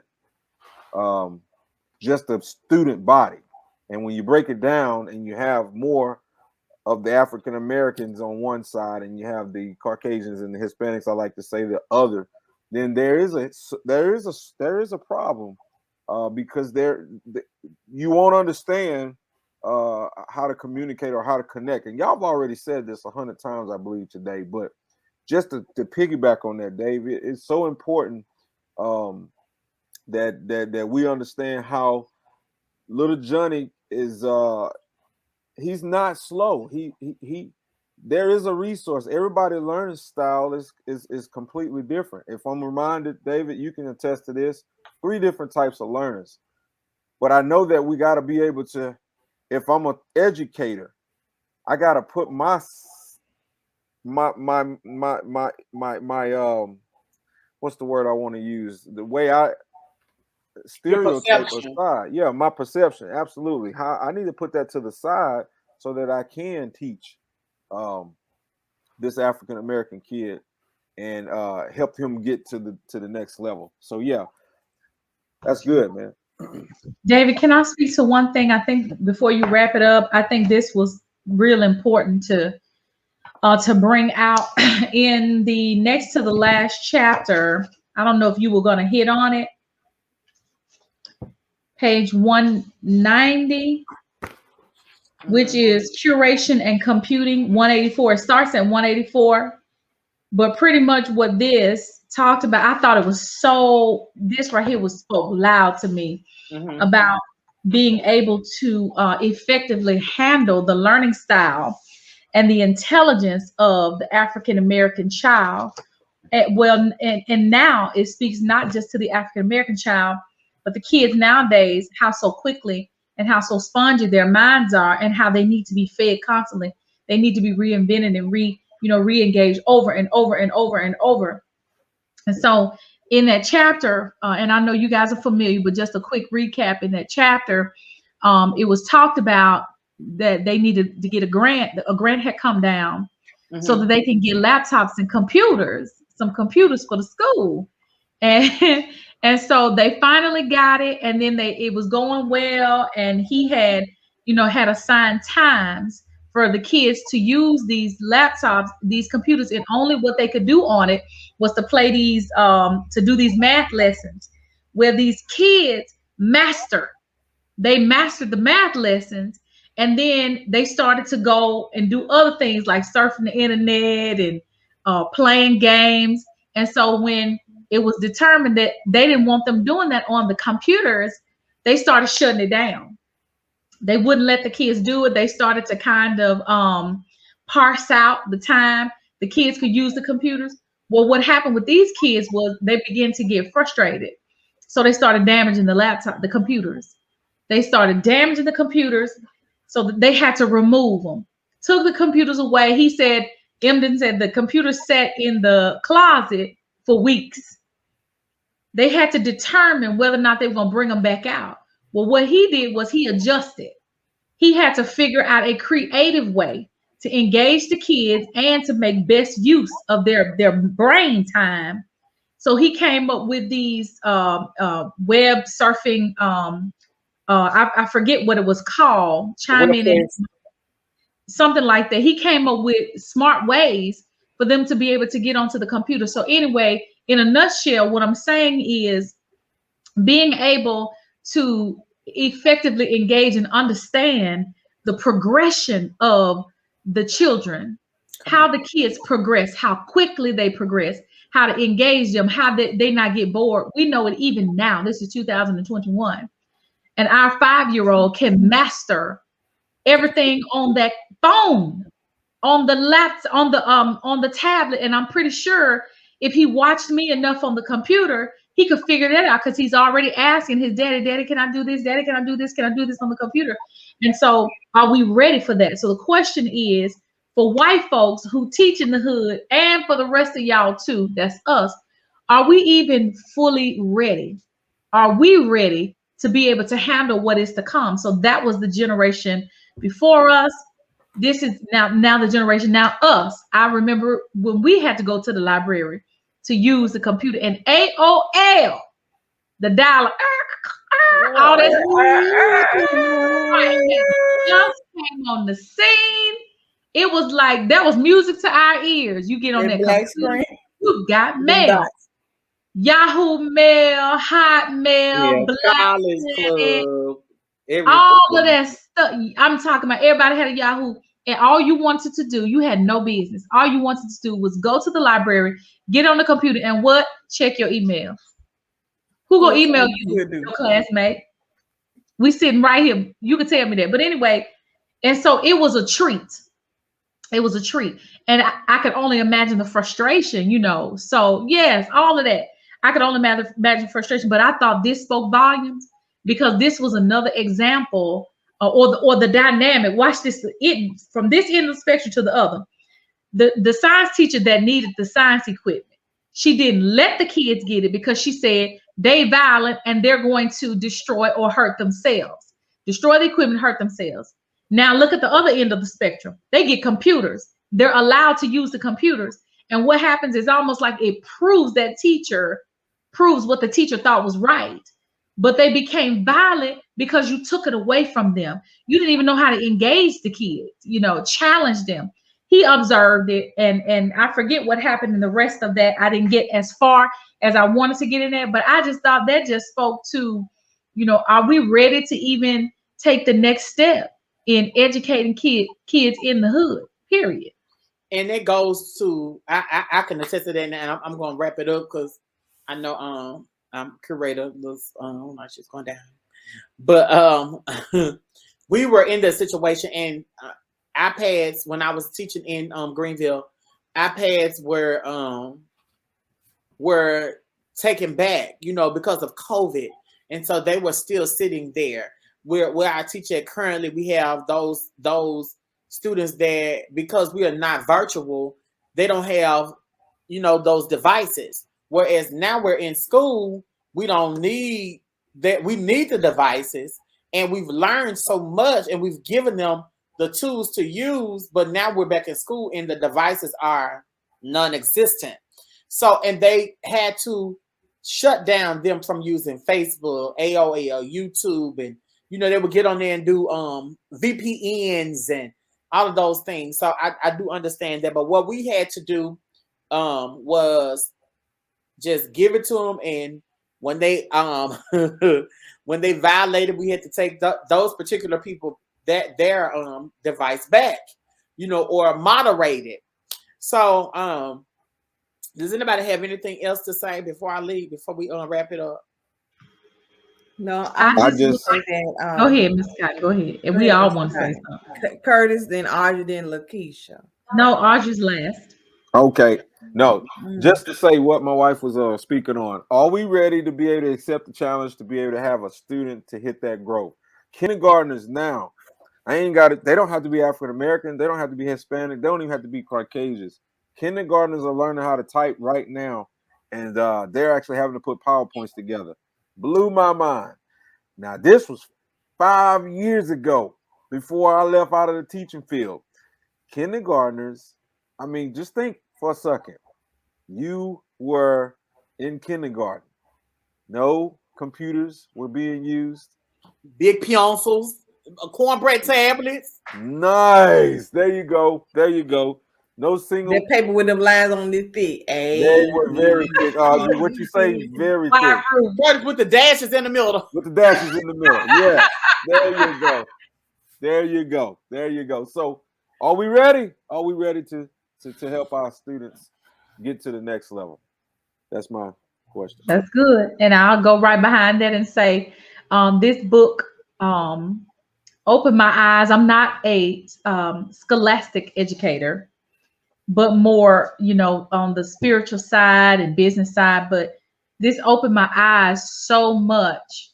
My husband reads books like this all the time. I talk to David all the time about, he has given me so many pointers and advice, so much advice on how to jumpstart our child for school and how to engage. But it's so much in here that spoke to me about systematic oppression, Mm-hmm. how certain systems have been put in place. I mean, from years ago, that it started with not, it didn't even start with us. It didn't start with our parents. It didn't start with our grandparents. It didn't start with our great grandparents. This started a long time ago. And today I was watching something with my daughter on Prime, the Underground Railroad. We won't get into that, but even that, some things that happened hundreds and hundreds of years ago that is embedded into our cultures, not just the Black culture, but there are so many practices and systems that is embedded into our cultures that we just pass down so loosely. We so loosely pass these things down instead of taking the time to learn, question, research, what's the proper way to handle certain situations when it comes to educating our kids and ourselves. And so I just want to personally thank David for inviting me to be a part of this conversation. Thank you for asking me to read this. I'm gonna tell you something. I would not have picked this book up on my own, but I'm so glad that I did because this helps me. So I am the rest of y'all too. I ain't the white folks, but the rest of y'all too. So it helps me because not only in schools, but I have been a part of some conversations where we are looking at other students and we looking at other people and we sizing them up based off of their nonverbal communication before even getting to know them. We judge the book by the cover. And so I appreciate the knowledge that I have gained from this book and the opportunity to speak on it with some phenomenal educators. So thank you, Brother David. Roger that. Roger that. Roger that. And Roger I'm that. going Dave. to end. Oh, Curtis, you have something else? I'm sorry. Oh, I'm so sorry. I didn't mean to jump in. Hey, for all of those, for white folks who teach in the hood and the rest of y'all too, every leader needs to remember this. This is big to me. That a healthy respect for authority takes time to develop. It's like building a trust. You don't instantly have trust, you got to earn it. I don't know if you caught that, but you don't instantly have trust, you have to earn it. That's That's right. everything. So I know that that book is going to speak to that somewhere in that book. And I know we haven't had a chance to get to all of the chapters. Thank you, David. That's awesome, Curtis. And it is in this book. It's I want to leave with these few pointers. It said how successful, and this is something that Curtis talked about earlier, how successful the teacher is in the classroom is directly related to how successful the teacher thinks the student can be. When I was in college, I stuck with that professor, y'all probably wouldn't have known me. Everywhere I went, the professors thought that I was so smart. And these were my Caucasian professors. They thought that I was the bomb. My Eastern Indian teachers, they would even want to teach me. They said, Audrey, you know these teams. I said, I don't know a team. That's why I'm the student and you're the teacher. But they thought that I was so smart. But had I stuck with them as a Caucasian teacher, well, since we're speaking on that, as a Caucasian teacher teaching African American students, no matter what this you may no matter how you size a student up, and even if you size them up and what you decide, if you thought they was a size 8 and they turned out to be a size 8, as a teacher, as an educator, you have the right to push that child to become a size 12. You have the authority to push that child to be whatever you want them to be, whatever they want to be. Even in my Sunday school class, I would tell them, I said, write down, I would tell the students, I said, outside of church, write down what you want to be. I said, if you want to be a teacher one day, if you want to be a physics or a scientist, or you want to work for NASA, write that down. They were 6th and 7th grade. I said, if you want to be a doctor, this is what I need you to do. I said, whatever your profession that you are interested in at this point, go to your local library. That's before they had all these different computers and stuff that people could have at home. I said, if you don't have a computer at home, go to your library, your local library. Talk to a teacher that you trust at your school. Tell your parents, if you can talk to your parents, tell your parents. I said, tell somebody you can trust and go get all the books you can on that particular subject or on that particular profession. I said, and start reading it now. They're like, we 6th grade. I said, this is the time to do it. Because by the time you're a senior, when you get to college, you're going to blaze through them classes. You're going to have all A's because you've been reading since you was 6th grade. So and from that, I know one young lady, she went on to be a veterinarian. Another young man, he was working, I think with the Obama, some Obama initiative. Those students, the majority of those students that I talked to, they went on to do great things. And not so much is because Ms. Audrey said so. This was at church. This is going back to my chapter 3. This was in church. They went on to become some highly successful young people. One young lady, she studied law. She had the opportunity to study law in London. So even if you're not an educator in the classroom like David has been or Curtis has been, if you've been an educator, if you've been around a child, period, Black, white, Hispanic, Eastern Indian, Western Indian, American Indian, it doesn't matter. As an adult, like in one of the chapters talking about the barber, he invited the barber to come and speak to the teachers because he had a teacher anointing on him. He had a teacher role that he walked in. No matter what your capacity is, you have the ability, you have the right to transform the lives of these Black kids in the hood, whether you're white or whether you like the rest of us too. You have that opportunity. So don't size them up.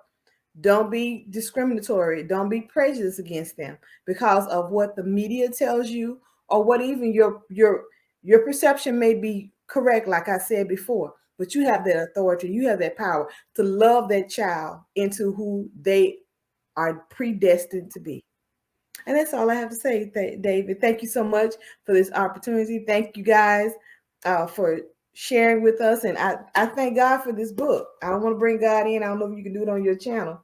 Yes, you can definitely bring God in. He's here all the time. Okay, amen. I'm not present. But this was an awesome book. This was an awesome book, an awesome read. And even though it's not addressed to me, it taught me some things. It helped me to address some things that I had preconceived notions that I had about my own people. So thank you for that. And David, you've done a magnificent job with the dialogue on this. I think in conclusion, this book really wasn't for the white folks. It was for the rest of us. It's for the rest of us. Yeah, job well done. All right. Yes, it was. Well, I'm going to say this in closing. This book, if anybody, all my classmates and anybody else that sees it, if you want to learn about the reasoning behind the stereotypical judgment that our kids face, this has been a great book for this class. It is an awesome, awesome book. It will have you angry, and it will give you a better understanding of who we are as the hood or as the other. Okay, so thank you all. Thank all of my classmates, everybody that's going to see this during my presentation. Thank you all my participants, my brothers Samuel, Audrey, Lakeisha, and Curtis. And I can't wait to see you all in the discussion. If y'all have any questions, comments, and concerns, I'll see you in the chat. Bye-bye.